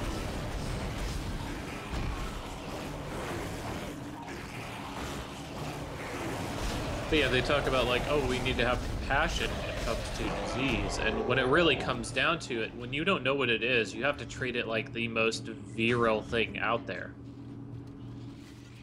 Codes received, and they look good. Thank God. I'll start accessing the captain's records right now. Head to the tram station, and I'll contact you there. I'm going to find out what the hell happened to this ship. You know, one of the big things in first aid is they say, like, if someone is knocked out, assume that they have a neck injury. They're I believe that these scientists have not really exercised the right sort of safety precautions. I think it's a combination of the two. Like, you mentioned how the scientist in that log mentions how he thought that caution was definitely warranted, but the military official thought, like, fuck it, let's bring it on. And I guess you do have to take a certain sort of risk when it comes to discovery or uncovering a secret, but this is one of the situations where it goes kind of dead wrong. Okay, yes. So now we figure out what happens to Benjamin Mathius here.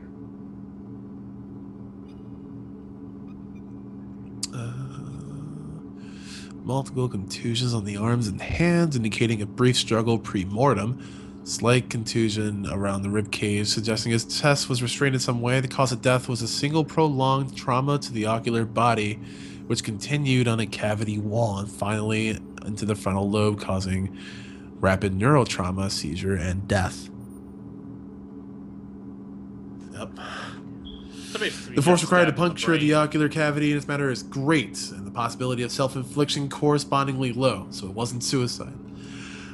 Therefore have no alternative but to record a preliminary verdict of unlawful death, whether deliberate or accidental is beyond my jurisdiction.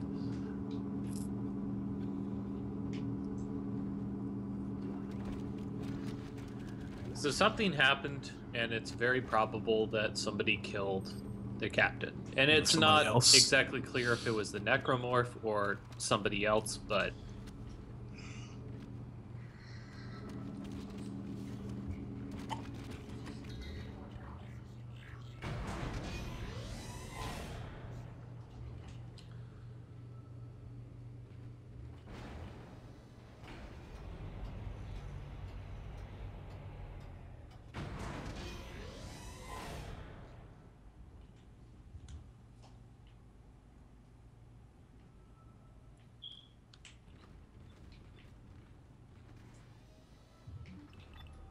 Is there a shop around here?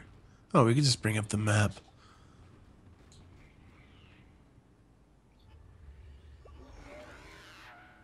So another thing I guess we can kind of comment on is how lawless it could potentially be in deep sea or in space. You know, like, are you gonna call the cops in space? Oh god. Like, And no, you are right. Like, it's just sort of like a. Excuse me. Especially when it comes to science and wanting and taking the risks that people might not want to take otherwise. It's a sort of dog eat dog world.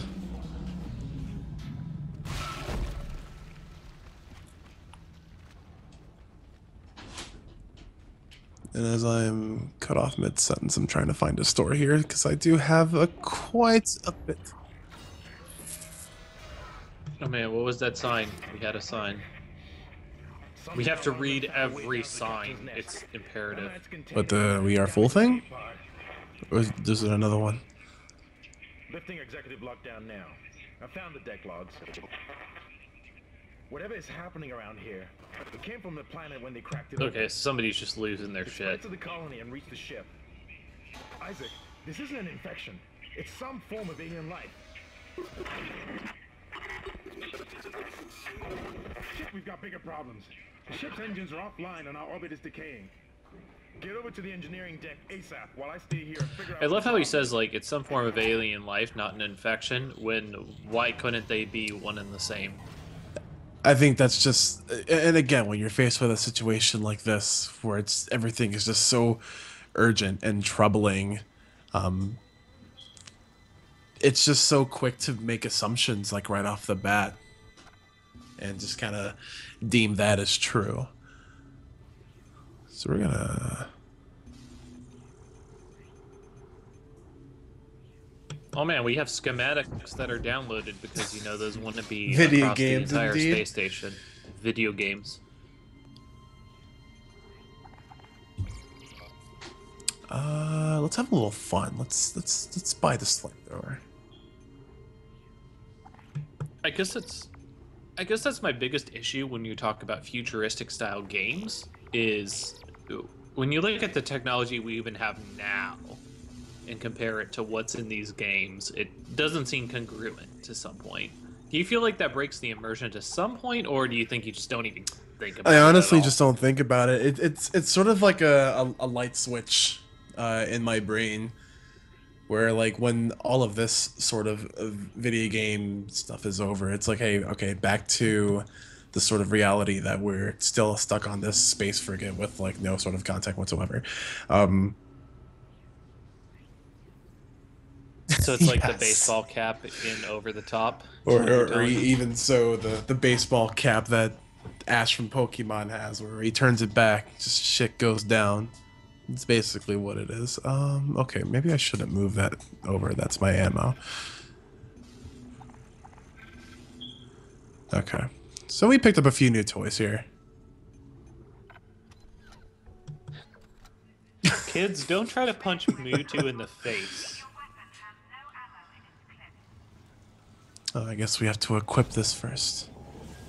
Let's see what we got here. Plasma cutter, flamethrower, pulse rifle, line gun. Alright, I like flamethrower.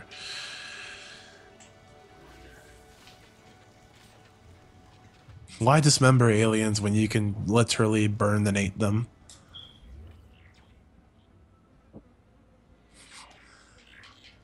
The Go full countryside Trogdor. and the peasants.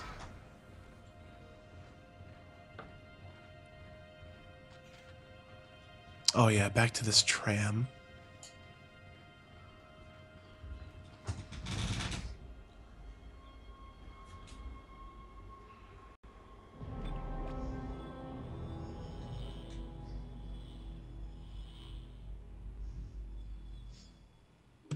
So I mentioned light, and I've kind of touched on it, how it's a very different aspect. How do you feel about the sound design of this game? There's no jarring music or anything that's like particularly out of place. I think the music or the sound are completely fine. I mean, the jump scares are obviously jump scares. so you have to accompany that accordingly. Other than that, and like as you go on with this game, you get obviously a bit cautious. So the jump scares won't work as well, but there are some like new elements that will get the jump on you. Second, the gravity centrifuge is offline, which means there's a couple of trillion tons of rock pulling us down.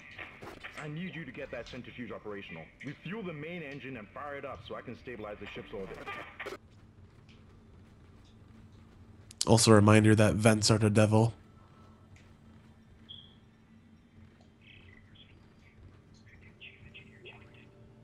Personal log. Acting Chief Engineer Jacob Temple. It's been 2 days since they pulled that planet open, since the captain died. The panic, the riots, they were nothing compared with what came after. Our friends, our co-workers, started coming back. Changed, coming back to kill us, drag us away. Rucker disappeared this morning, and I have to assume he's dead.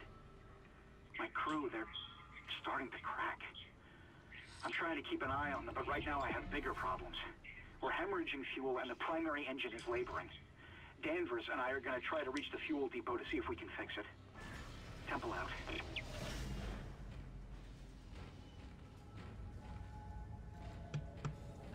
So, I have a kind of a question. Maybe you can answer. Just the first two. How many of the Dead Space and a little games bit have of you played 3 because through, there by was the like a lengthy demo.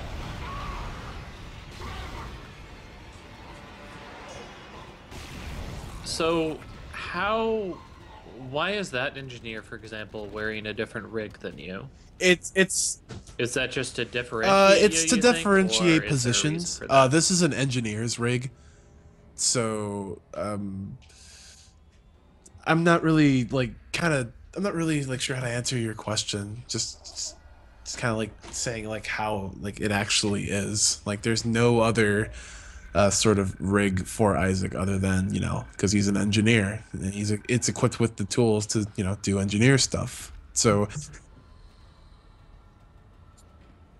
it's just so because really I'm assuming because that guy was like a pilot, he wouldn't have like things like stasis because he doesn't have to move around anything. Like he doesn't need that tool to do his job. Isaac needs that to do his job.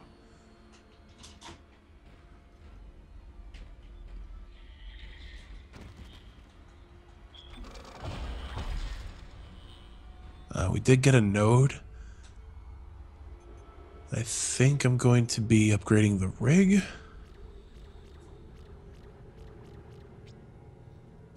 So if you were going to talk to somebody about kind of getting through this game, what would be 2 things that you think somebody should really push and improve through the upgrade rigs? When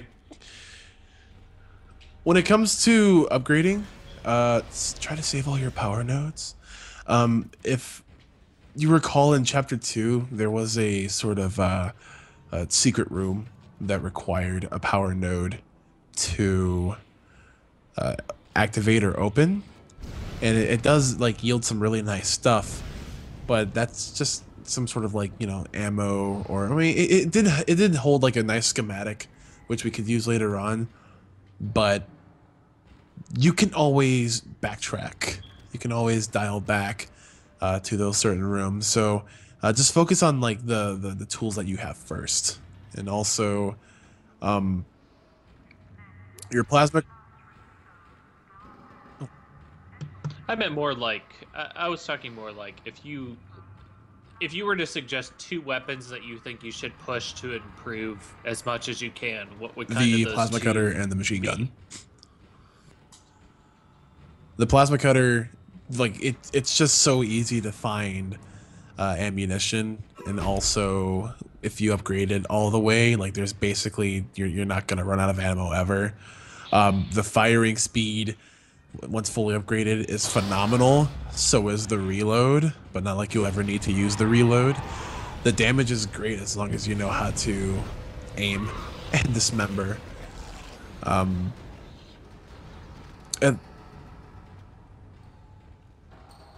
So I guess on the opposite side, what things are total shit to probably the flamethrower. It's the most resource heavy. Also, when wielding it, you move a bit slower. It's a bit tougher to turn around while aiming. It surely is a fun weapon, but I would not recommend upgrading it. A good alternative to the machine gun, however, is the line cutter, which is basically a super powerful version of the plasma cutter. But I mean, I think that's just about it.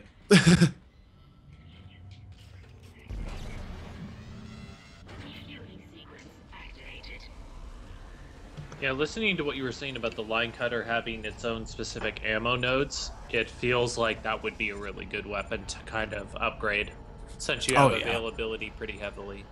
And once you buy it, it comes with like more of a base power than the actual plasma cutter, and it also has a pretty useful secondary fire. If I can.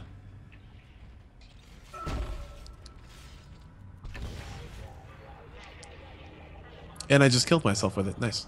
Oh no, I didn't. It's a sort of a bouncing Betty that you can kind of set as a trap to oncoming necromorphs.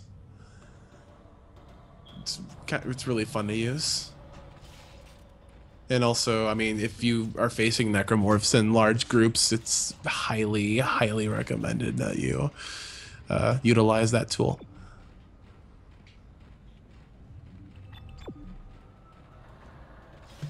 So as a bit of a side note, the SDA Speed Demos Archives run of Dead Space 1 is 2 hours 24 minutes and some seconds. So it's a pretty lengthy game, even if you know exactly what to do or what's good. I'm sure that it's dropped time over since the Speed Demos Archive time, but it's a good indicator. Yeah. I still would call this a fairly short game compared to like, you know, your kind of average AAA blockbuster title, because again, this is EA, so they definitely did try to like push this. There is a lot of replayability, which is really great, but like just kind of powering through like the first time, if you wanted to, like it doesn't take you that long. I got through this in about maybe 2-3 days. Just look at the. So it's maybe a. I'd say 15. There are, I think, like upwards of 16 chapters in this game. Oh god.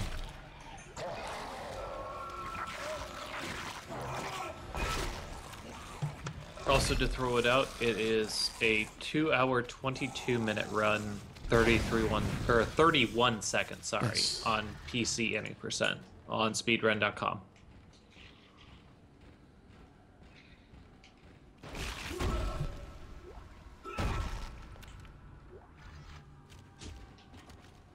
Gotta go this way because adventure. Got some flame fuel.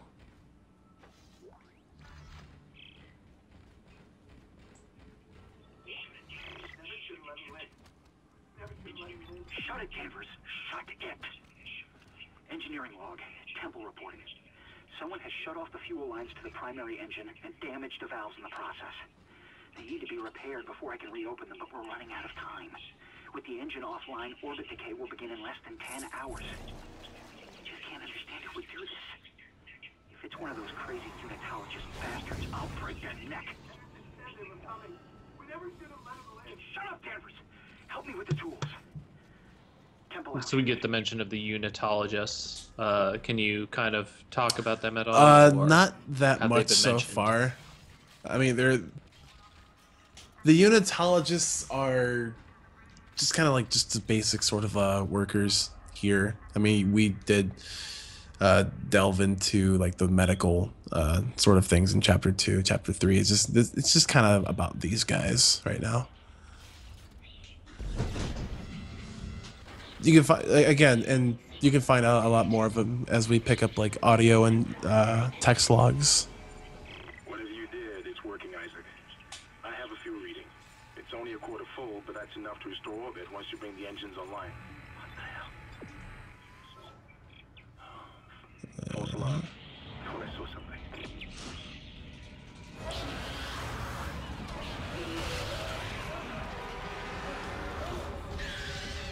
It's total false alarm.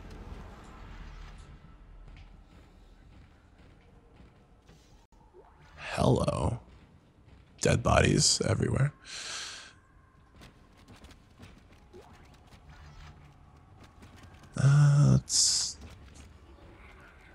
It's a stasis pack. So what was that blue light you just picked up, by the way? Oh, okay.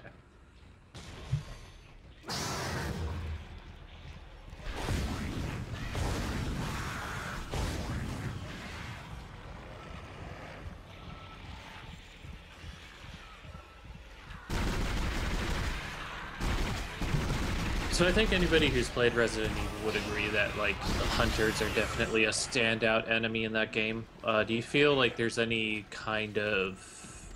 how would you put it? Like a special enemy type?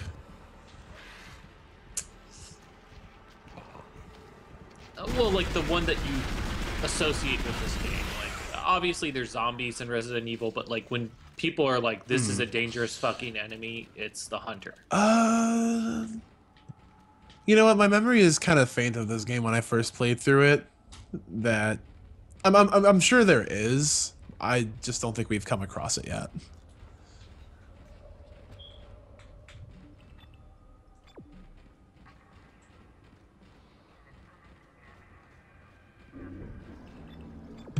So one of the main sticking points that I've had kind of during this look at this game has been how different it is from other survival horror games based on the setting.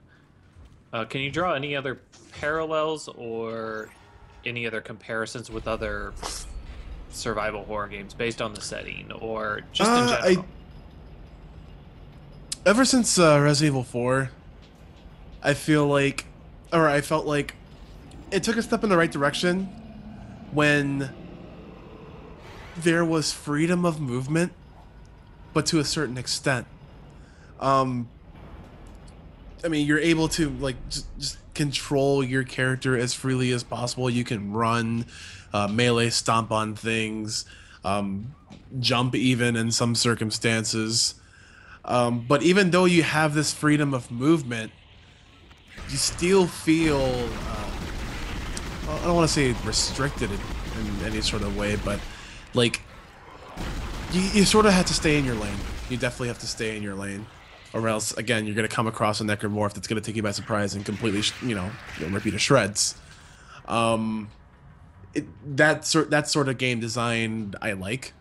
It wasn't really that present in Resident Evil 4, because I felt like in that game, like, it wasn't that scary. They knew you were coming. They had really blatant audio cues when they were gonna attack, when they were around like a corner. And I mean, with the necromorphs and them screaming, that that's all fine and dandy, but you honestly don't really know about necromorph jump scare until like you turn that corner. Like there are a lot of a lot of things that Dead Space does in the survival horror sense better than Resident Evil 4 or like games that came after it. So I was gonna ask a hard question, but really this isn't a hard question at all. Obviously, this is the definitive space horror game. But do you think it does it well enough that it kind of earns that title for, times ahead? I want to say that it did this way better than the other Dead Spaces.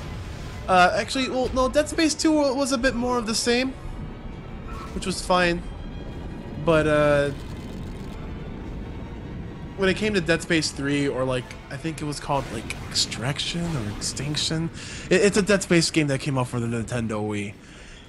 I feel like they sort of lost direction, and they didn't really just convey that survival horror, feel as it did in Dead Space 1 and 2.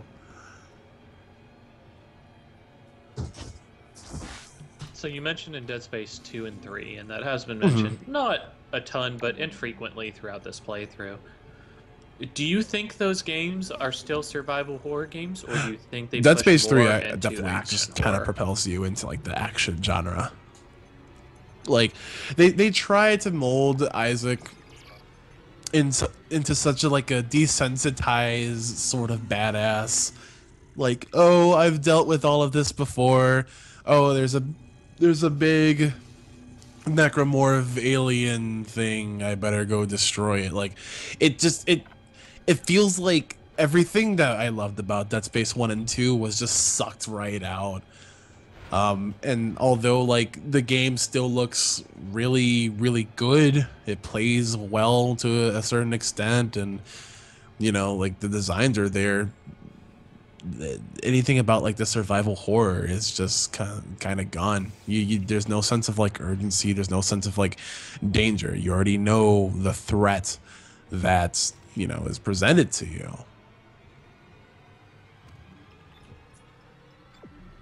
So that's actually a good question, because oftentimes when I hear people talking about sequels, they say it's not the same, and very, very often they say the game sucks. And I think that's kind of misleading. Just because the game isn't as good or has a different feel doesn't mean that it's bad. Do you feel like Dead Space 2 and 3 are still good games, or do you think they really get crippled based on that change of genre? I feel like they're both change of really feel? good games in you know, their own respect. But when I came from Dead Space 1 and 2 into Dead Space 3, I was just kind of disappointed. Like I wanted the feel of Dead Space 1 and 2 again. Like I wanted like an always creeping suspicion. They moved to Dead Space 3 from a kind of closed off area into like an open world sort of thing. Not like open world like exploration, but like you're actually outside, you know, on this planet, and you know, you can breathe fresh air or something like that. I don't know, but it's just that sort of like different feel that really set me off, and like was like, I don't feel like completely isolated. I can pretty much go home at any time. Like it's just not that impactful as it was in the first two iterations, in my opinion. Like they're all good. Do you feel like Isaac changes thematically as a character from an engineer to something closer to an action star, or do you think he stays pretty close to that? By the end of Dead Space conception? 1, he's no engineer. And that just becomes completely apparent. When I talked about the theme about, you know, descent into insanity, that's pretty much like all touched on in Dead Space 1. Like this could be a complete game without having the two sequels, in my opinion. But honestly, I just felt like it was a bit, you know, worse as the games like went on. Like I love the sort of cliffhanger thing. I don't think there always has to be a concise, solid, concrete ending to a story. You know, it's just that sort of thing that keeps you thinking and like keeps you wondering and making you want to dig into, you know, the lore or you know, and whatever sort of information that this game can give you.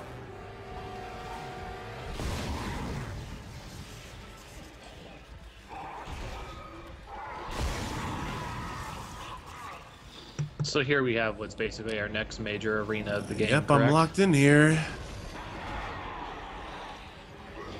But with my trusty line cutter, I should be able to do the job. This thing is so good, dude.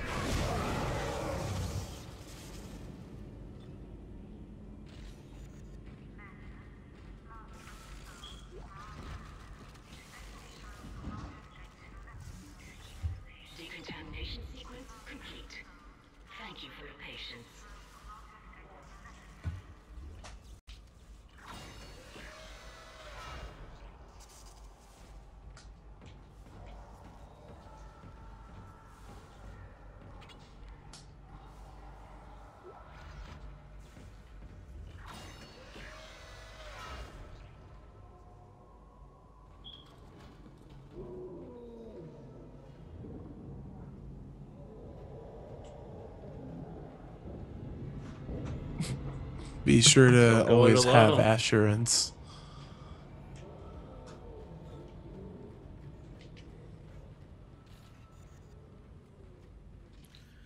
So something that I mentioned two best friends play.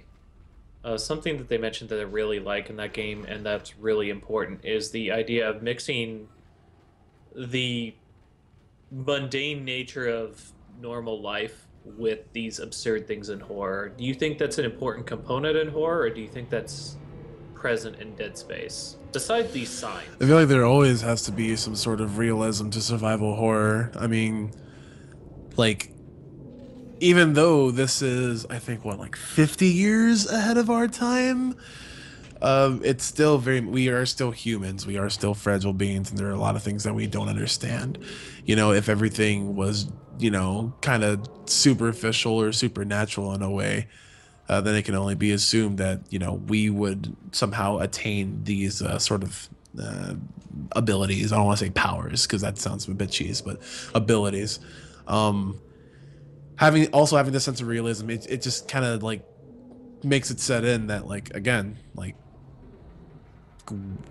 we are pretty still not really all that advanced, like maybe in technology, but we're still we're still human beings. We still have these, you know, customs. You know, this is very much like real life. Well, I was speaking more, less towards like the realism and stuff, but the idea that you have these looks at normal life while looking at the absurd or horrific, like these ideas of these advertising signs, or the idea of in Silent Hill 2, there's Happy Burger or Pete's Bowl-O-Rama. Do you think the presence of such things is important to the scenery, or do you think it can be kind of ignored and just go straight okay, on I understand a little bit better now. Well, I always think that there always has to be like some sort of like contrast. Like, if all of this horrible stuff wasn't happening, this would be normal life. You know, we would still go to that Happy Burger, or we would still have assurance, or we would still have, you know, these guys that would outfit us with prosthetics if everything went wrong. But everything has gone wrong, and like, again, it's a big kick in the pants. Like, everything is not as it seems. I think we just kind of need that to compare with. If we do forego it, I mean, I feel like the sort of, I guess if you forgo it, that it's like how much no, more exactly, into 11 can you go? That's exactly the point.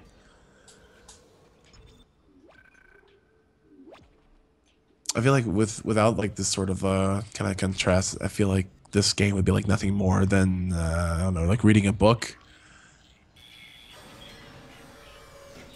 Oh, hello. You got another zero gravity segment here. But before we go flying out, so we can't go there. No.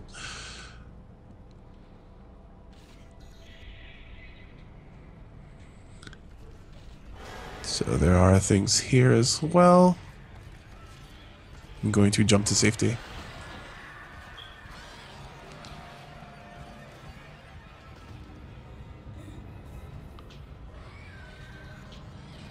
Oh, there you go.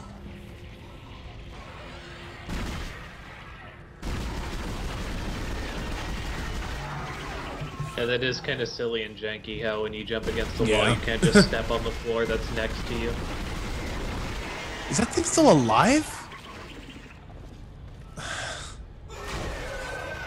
You never know until you give him a good curb stomp, right? Okay. So here's what we gotta do. We have to combine our powers of stasis and kinesis in order to attach these. No, jam it in though. Come on, yeah, your first time always has to be nice and slow.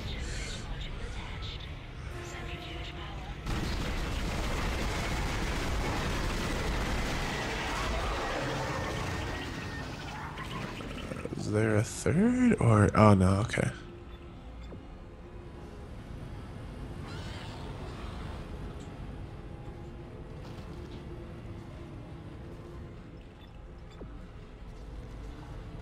I really don't want to deal with these guys anymore. I'm blowing this popsicle stand.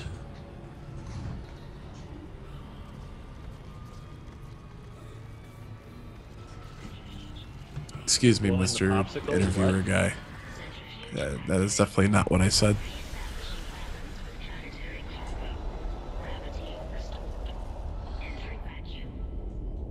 I like how this thing just followed me. Oh. Well, that was Well, I guess you're super dead.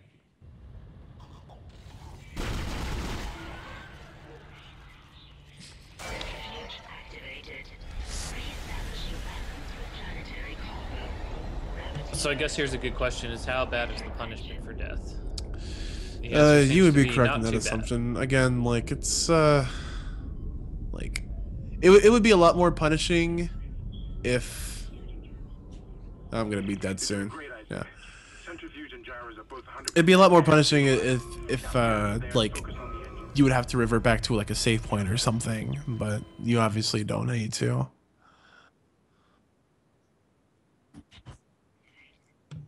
I'd love to see your guy just like hit the deck, like in an action movie, and watch the guy get. I wish just they would smeared. have thought about it.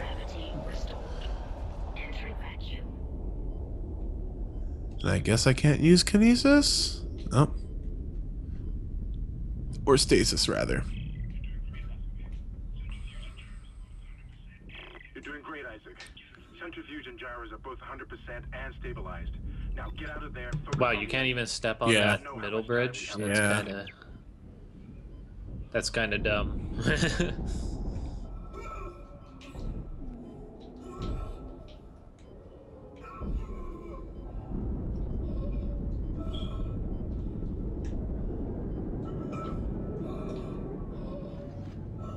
Go. Go.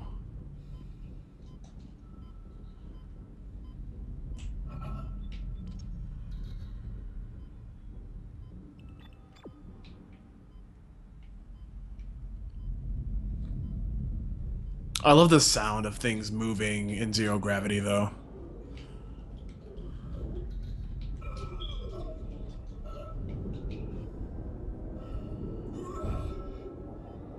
Yeah. Yeah, the kind of hollow, distant sound.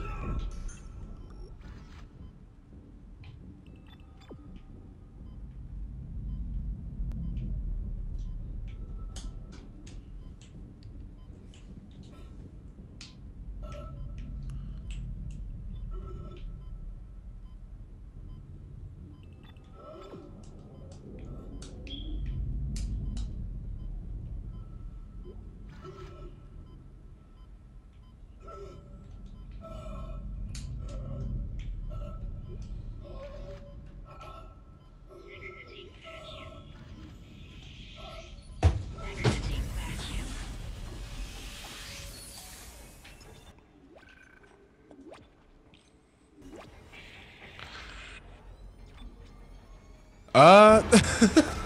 Alright, so I guess we could take a short break here. We kind of. Oh, well, maybe This we're is one of getting like the roped by a cooler tentacle. moments in the game.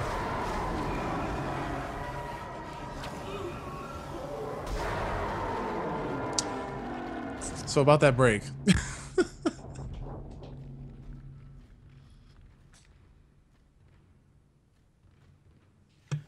Alright, you wanna go yeah, we keep can. going for about 5 more minutes, or? So that was a thing. Unlike all of the other enemy types that we've seen before.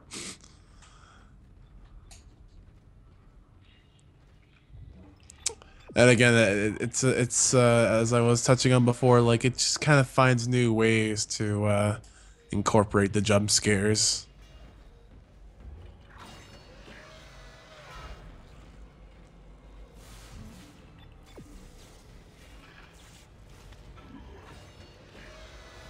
I thought I saw something. I did see something.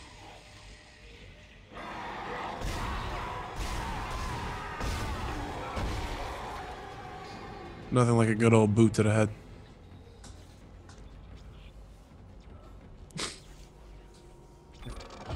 Two boots. Just like good old Alex Getting would have close done. to home there.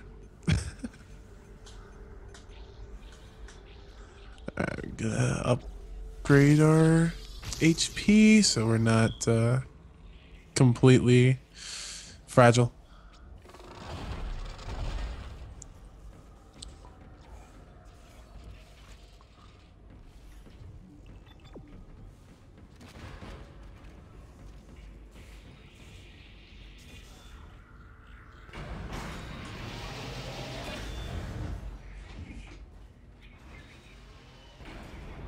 Isaac, can you hear me? It's Kendra. They attacked me, I ran for it, and Hammond just... he just disappeared. Kendra? Where are you? Nice to see you're alive and well, Hammond. I've barricaded myself in the computer core. I can hear them moving outside, but I don't think they know I'm in here. I can launch into everything from here. I hacked the route and found some reports from the colony. Even before they cracked the planet, the colonists were experiencing widespread dementia. It seems to be related to some artifact they found on the planet. Something called the Marker. I'll keep looking. I've got your location and I'm going to unlock the door to fuel storage. You can get to the engine chamber from there.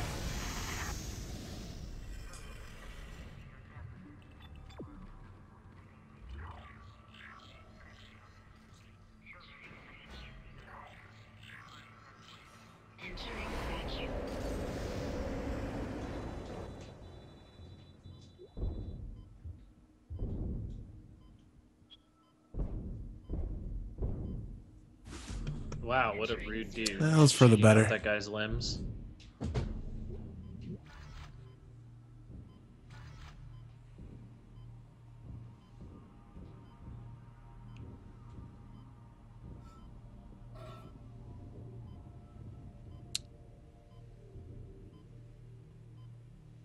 See, like, I feel like this scene kind of typifies more the rubble and debris kind of coming off the space station more.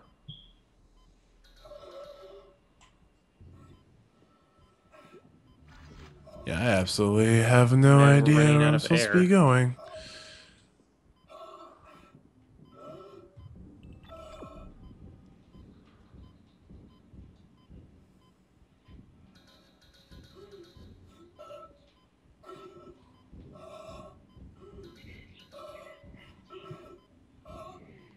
Exiting zero gravity.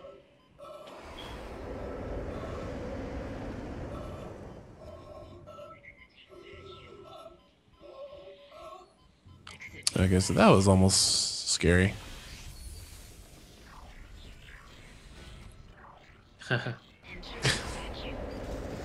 Spooky air loss. Entering zero gravity. And you didn't start with 100? We're fine.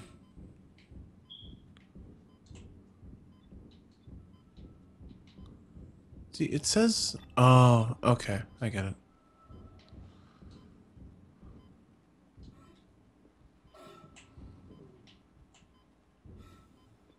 And to there.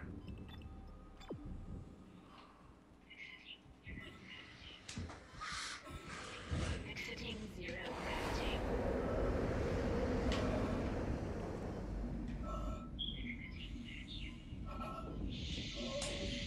Exiting vacuum.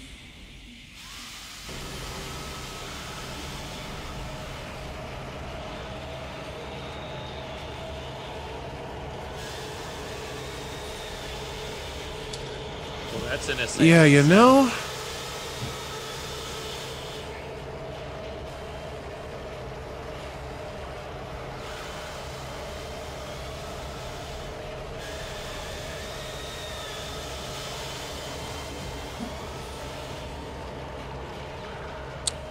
do a little bit of micromanagement here.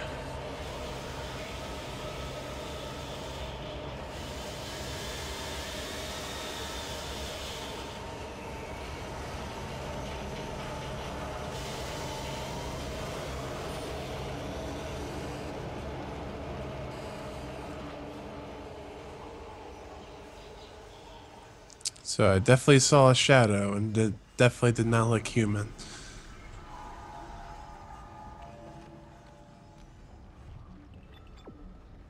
And there is also this thing.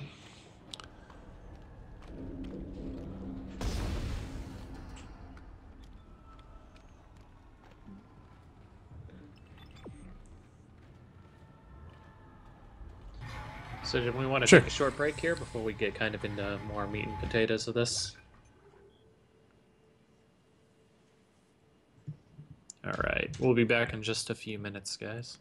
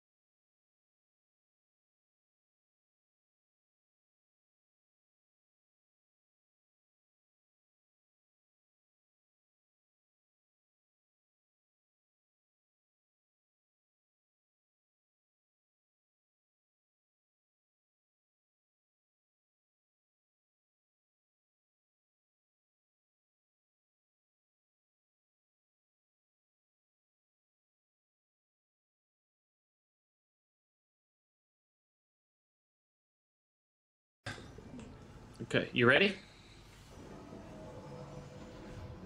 All right, so we are back. So, as we delve deeper into the Ishimura, you start to sense that things aren't really in place. There's some sort of substance on the walls and everywhere else, and it's not really looking like a spaceship anymore. Yeah, they're pushing that organic look more. Definitely.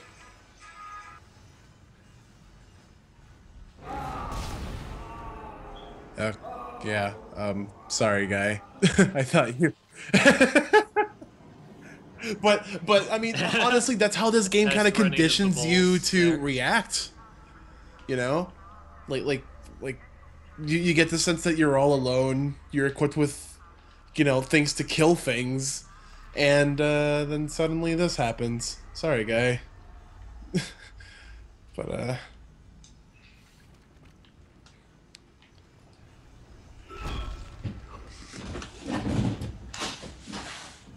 okay.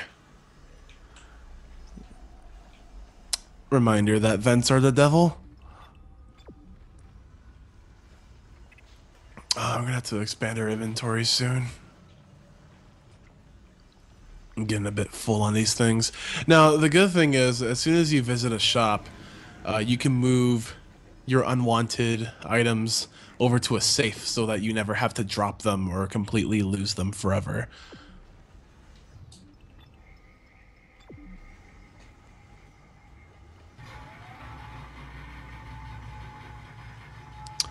This seems like an arena-ish place. Oh, hello. What is this?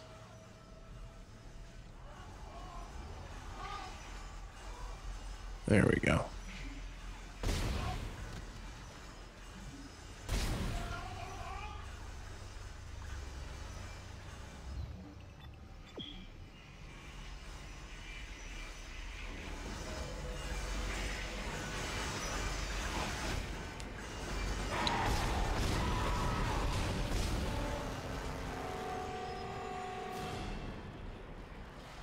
These things are so freaking annoying, dude.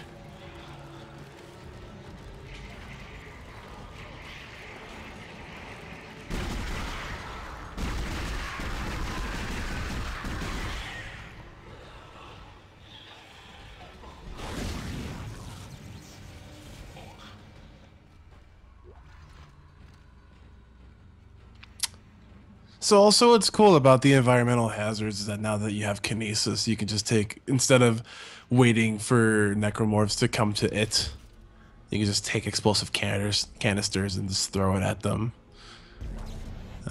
Really good for big groups.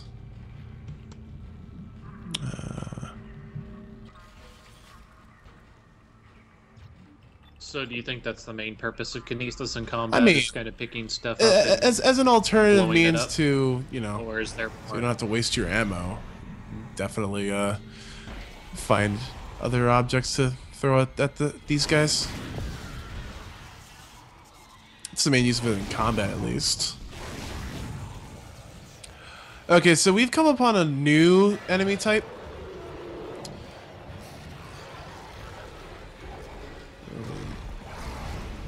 Yep. And it spouts these guys. Which is really... Yes. So we kind of have the infested claw guys. Okay, it's dead. Just wanted to make sure.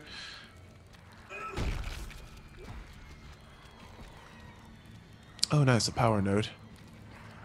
These guys are still...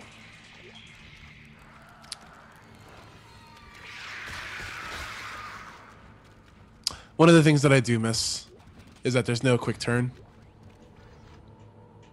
Like kind of like Resident Evil famous control scheme. I kind of wish there was, but it's no biggie.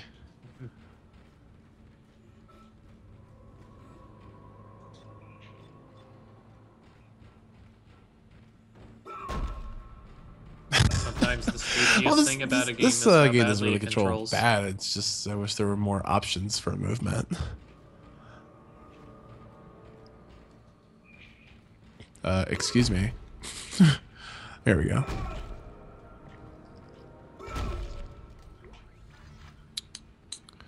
So that's a room that we can access. And I'm doing all of this sort of like now before we, because like the main computer's like there. But just in case we're jumped by like another necromorph wave or a boss or something, you gotta make sure you're well equipped and stocked for the job. Gotta make sure shit's not locked. Gotta make sure shit's not locked.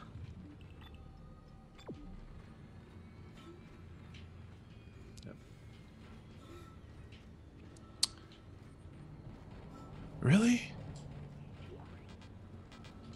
There we go. That's stupid. Alright. Room. Or not room? How do I get there? Oh, I was just there. Duh. Okay. Make sure my weapons are all stocked up. Locked and loaded. Okay.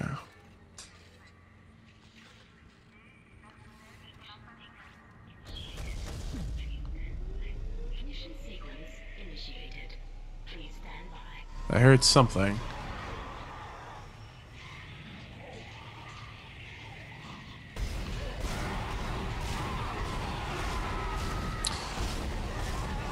See, I really wish I had line cutter.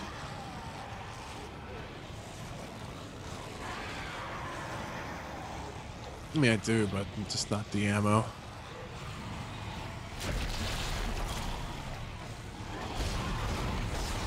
There we go.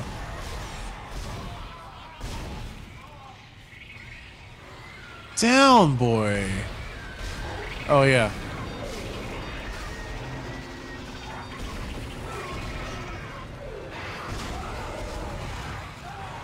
Uh-oh.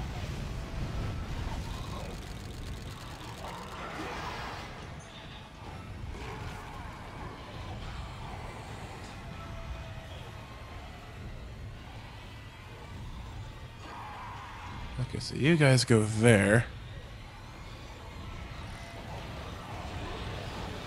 I'm going to grab this.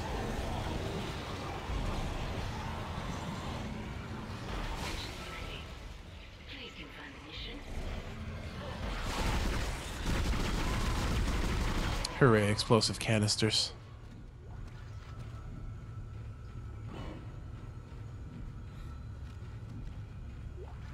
So one thing I noticed, I kind of wish with how much they push the environment stuff here in Isaac's model, I kind of wish it would show your weapons on him rather than just warping them in your hand. I mean, it's okay if they warp in your hand, but like just make a sort of like visual effect that you can materialize weapons out of nowhere. I don't know. It's just at least more of a visual effect than a blink in, blink out sort of thing. Yeah. Yeah, still a minor gripe, but, you know, just improvements to be made, I guess.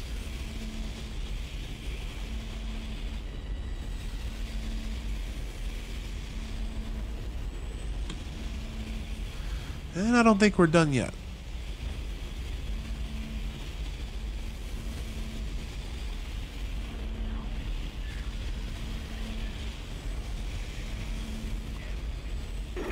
It's working.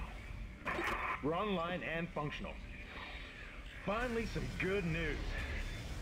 Get a tram to the bridge, Isaac. I'm gonna take us back into a geostation. Wait, we're not safe yet. Ship's asteroid defense system is offline. On the way up, the ship's going to pass through a debris field thrown up from the planet crack. We'll be ripped to pieces unless you restart it. God damn it! I'll start working on it from here. Isaac, meet me at the bridge. You can do more good here than I can.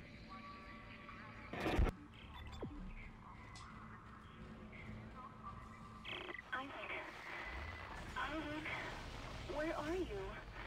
It's me, Nicole.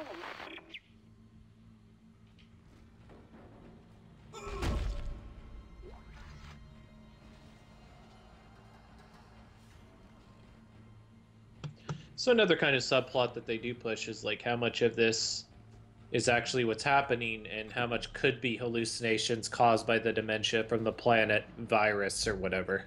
Yeah, again, tying into that whole fear of the unknown theme, and that's just gonna that's just gonna be in our faces the entire time. So, hello.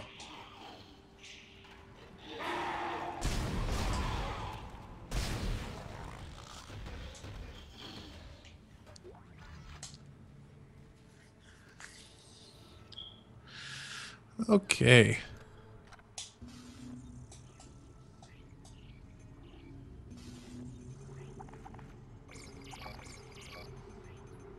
So you're on the Ishimura, but why can't you buy Nippon Steel Katana to cut through all Well, of the the thing is, how would you necromorphs? unsheath it? The thing.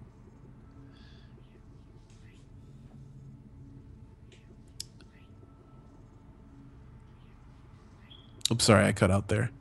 I was gonna say that thing must be really unwieldy for just a lowly engineer such as Isaac Clarke.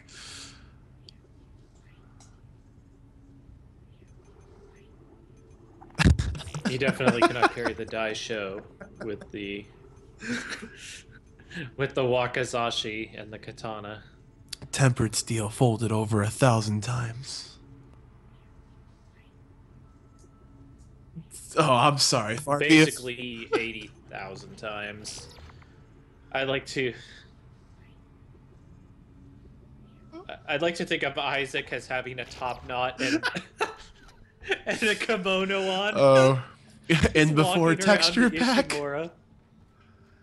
Good old Steam Workshop. All right, where's a bench? I need a bench.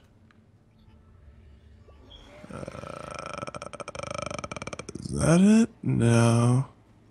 Oh, it is, but it's on a completely different floor. Okay.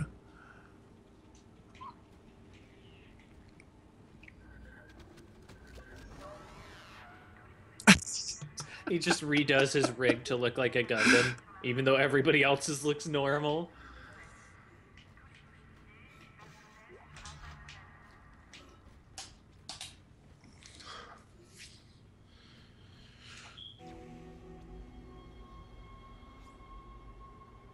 Just a transition from Nicole. Why you gotta be such a fucking weeb, Isaac? Good old alternate ending.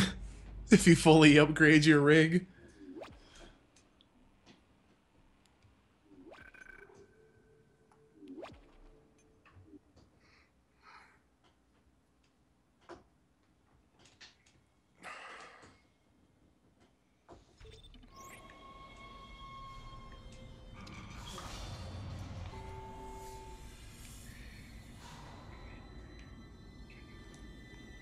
Isaac, come in. Kendra's right. The ADS is completely shut. I'll need your help to fix this. Kendra, if you can hear me, see if you can get to the ship's reports. It sounds like you have better access from there. When were you going to tell us about the artifact, Hammond? This marker? I don't know anything about that. It's referenced in the captain's records. They brought it up from the planet. It's on the ship? In cargo. They think it's of alien origin, but I don't know what the hell it is. Really? CEC didn't know anything about it. You're lying. Back off! I am not the bad guy here. We're all shaky right now. You're gonna have to trust that I don't know anything about it. We've entered the debris field. Get to the captain's nest. I'll explain everything later. Hammond out. Man, so you get a bit of a Colonel Campbell from Metal Gear sort of feel when talking with this guy. How everything's just being kept into the dark, and oh, what is that? That is... Hello.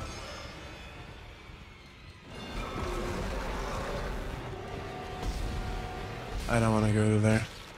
I don't. How about we just look at the sign?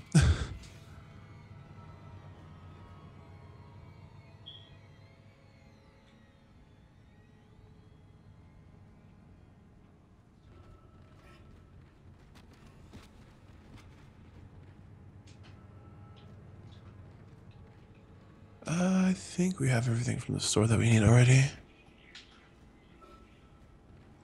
Hello. Talking about scale.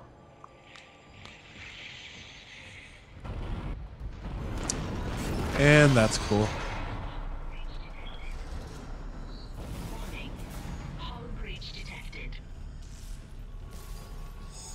It's a nice control room. I don't know why it's as tall as it is, but...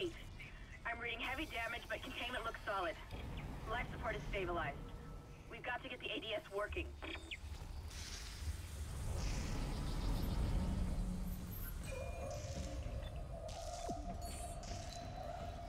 Save station in open area. Must be a premonition of a sort.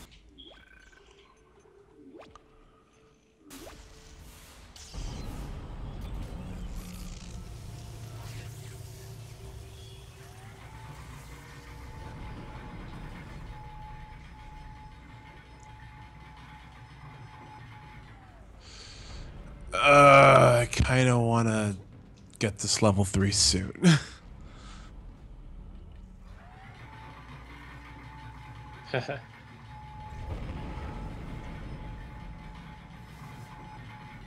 So I thought you had mentioned that the machine gun and the, oh god, plasma cutter were the big upgrades to get, so why the suit so much? Again, the suit just increases just how much damage you can take. Like, besides, if you don't have, like, power nodes to restore, or, sorry, give you more health, you still have, like, kind of like a fallback, if you will.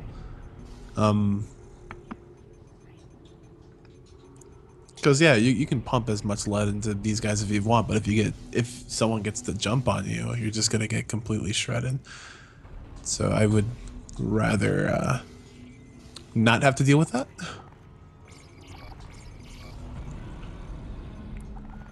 That requires 20. Okay, I think I'm about to do something really stupid.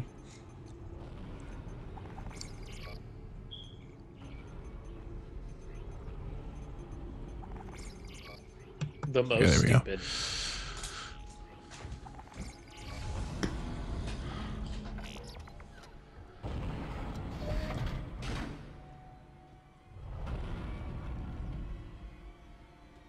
So what decision did we make here? It looked like you got rid of all your healing items and the flamethrower fuel. Luckily I didn't have to get rid of all my healing items.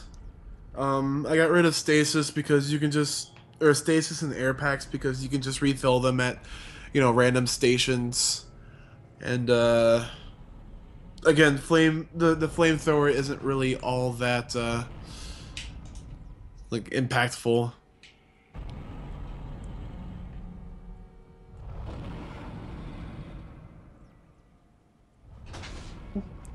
Are we softlock boys? What is this?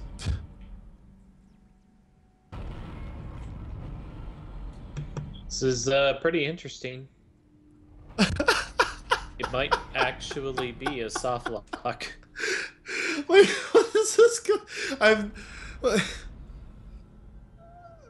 I've been hitting all of the buttons. I mean, I could save and quit out. Any buttons? I guess.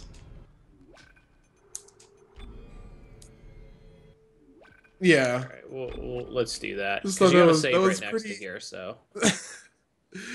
I guess Softlock Sundays held true. Just 6 hours behind schedule.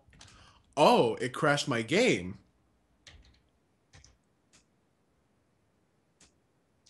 So here's a good question: is this pretty not typical that I have, of this game, not that I have kind of experienced?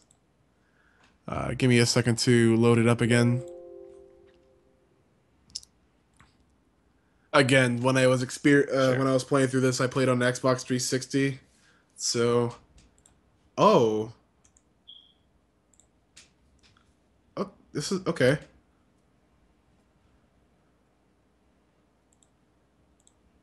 Hello, memory leak.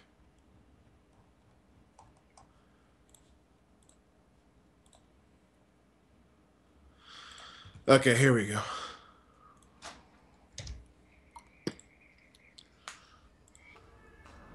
So that was definitely weird.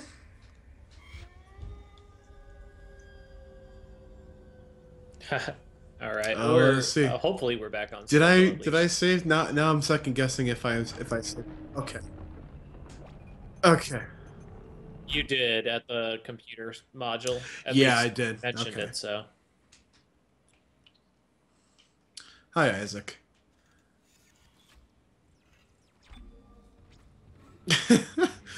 All right, let's give this another shot, I guess.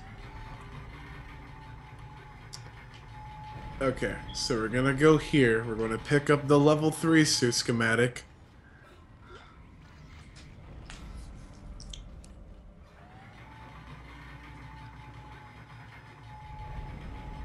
Okay.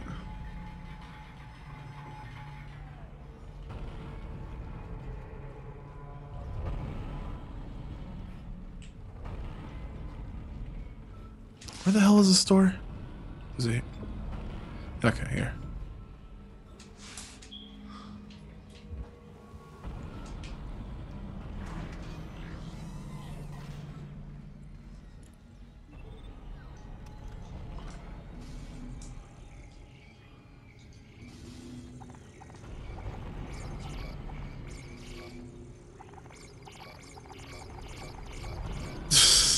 Seems If some you of can that call it speedrunning that. menuing, I guess.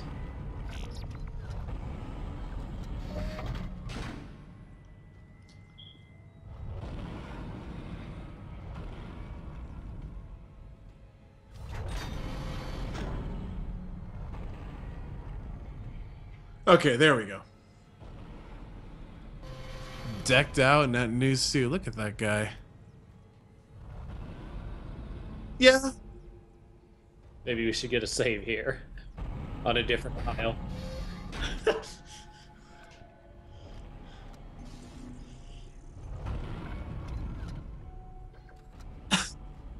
Rotate your saves, kids.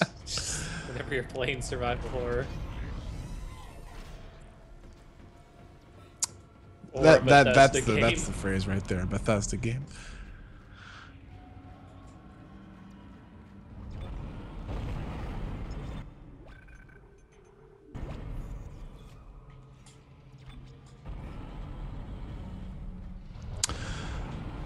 And so also the big thing to upgrading the suit is that your inventory slots they have a little bit more to them, so you're not juggling things between the safe and whatnot. Oh hey, Isaac. Damn, you scared me. The place is making me jumpy.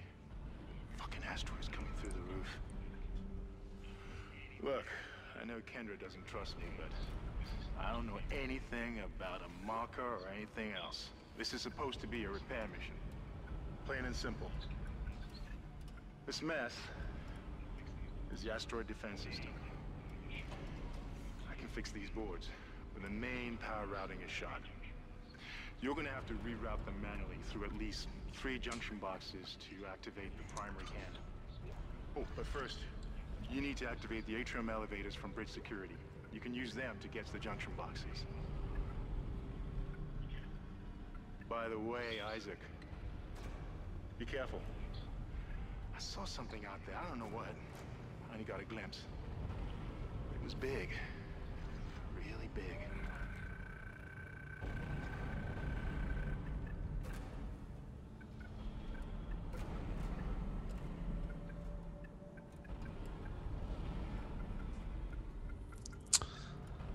lots of dead, lot of people. dead people. However, not seeing my girlfriend on there.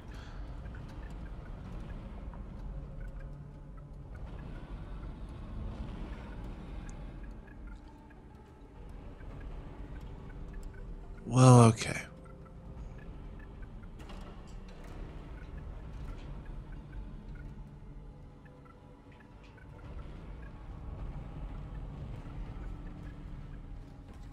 That also seems like an extremely small list Still considering very, how big this space station is. Threatening. Okay.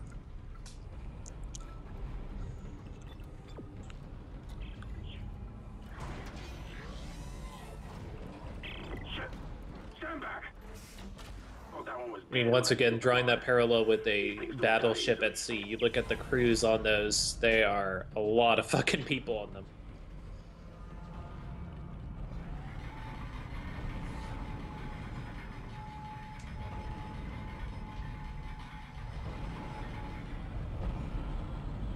And true, this isn't like a complete battleship, it is a mining station, but still, like, it's a big fucking place. Again, like, really easy to get lost and so here's our first boss battle. That guy looks pretty angry.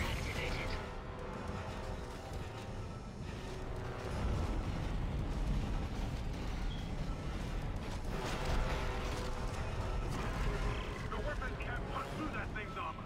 Shoot it in the back, Isaac.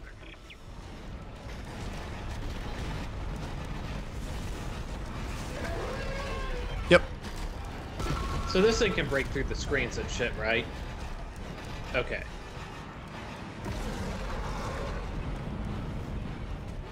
Bridge, come in. Boarded. Repeat, the ship has been boarded. We are under attack. How are they? They've already killed most of the deck staff. We need security back up here immediately. Guns are useless. We can't hold them back for very long. Oh god. I'm trying to reload and I don't know. I can't keep track of this thing. Oh god. Oh god.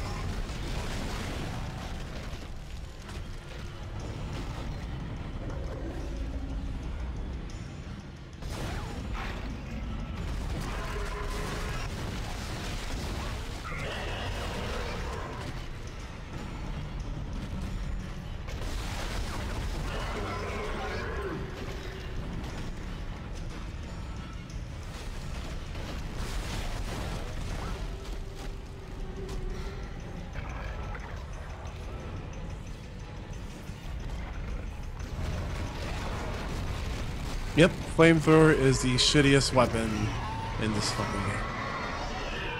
However, we killed it? We killed it! Oh, nice.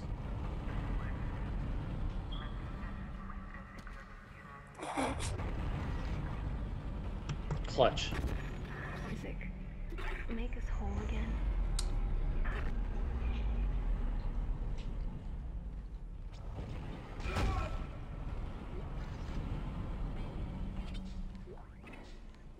So my question is how far away? Well, I mean, we can always dial back point? to the control stations.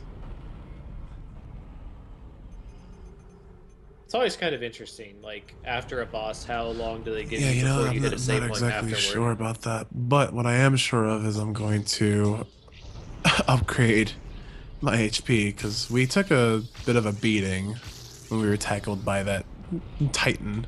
I guess I'll dub it for now. Oh, I guess we're supposed to go here.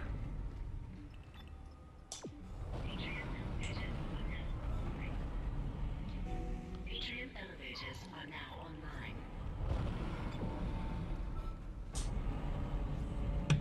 The best part is how they have the military personnel taking care of the command station when you're just a fucking engineer. This is mutiny. You'll all be tried for mutiny. Kind, make them listen to reason. Settle down, then. Hold him. By Maritime Law, Article 5469, I hereby declare Captain Benjamin Mathias unfit for duty. The mark must be delivered to the church. Terrence, please. I'm sorry, Ben, but I can't let you do this. Traitor. Heretic. Hold his head. Matter up! Hold him.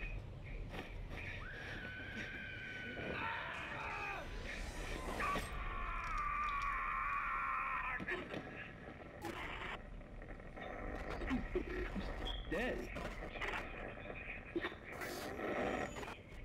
No, it was an accident. I had to stop him. Arrest the doctor.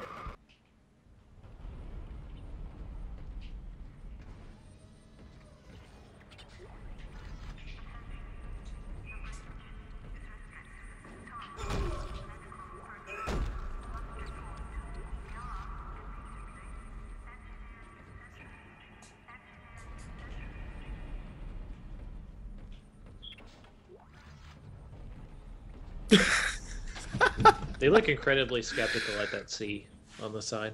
Okay, so what you could gather from that video log was that apparently there's a church now. So what overcame Captain Matthias, and why was he so obsessed with this marker to begin with?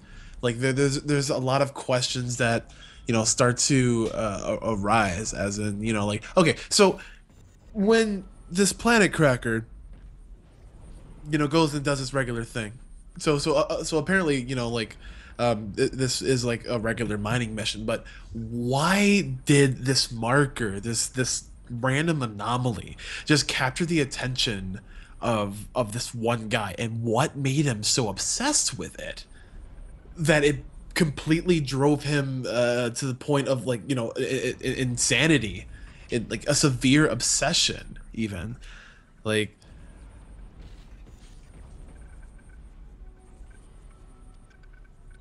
Yeah, that is a good point.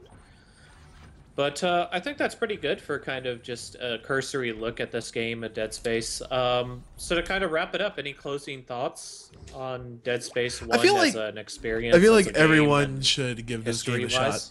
I mean, sure, EA are a bunch of scumbags or whatever, but Visceral Games had done an amazing amount of work on this game, setting the tone for the beginning. The reoccurring themes of loneliness, distance, fear of the unknown, and a lot of mystery surrounding this, anomaly called the marker.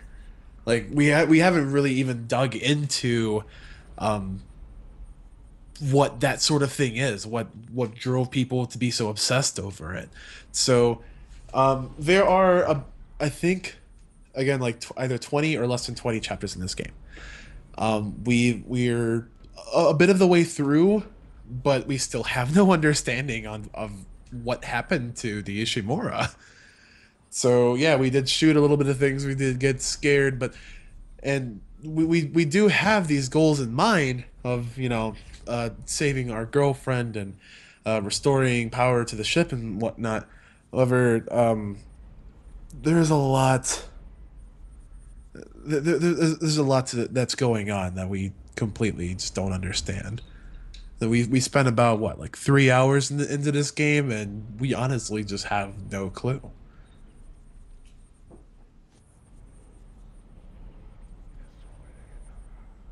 All right, so a lot of mysteries left to be uncovered, but that's going to do it for this kind of quick look at it.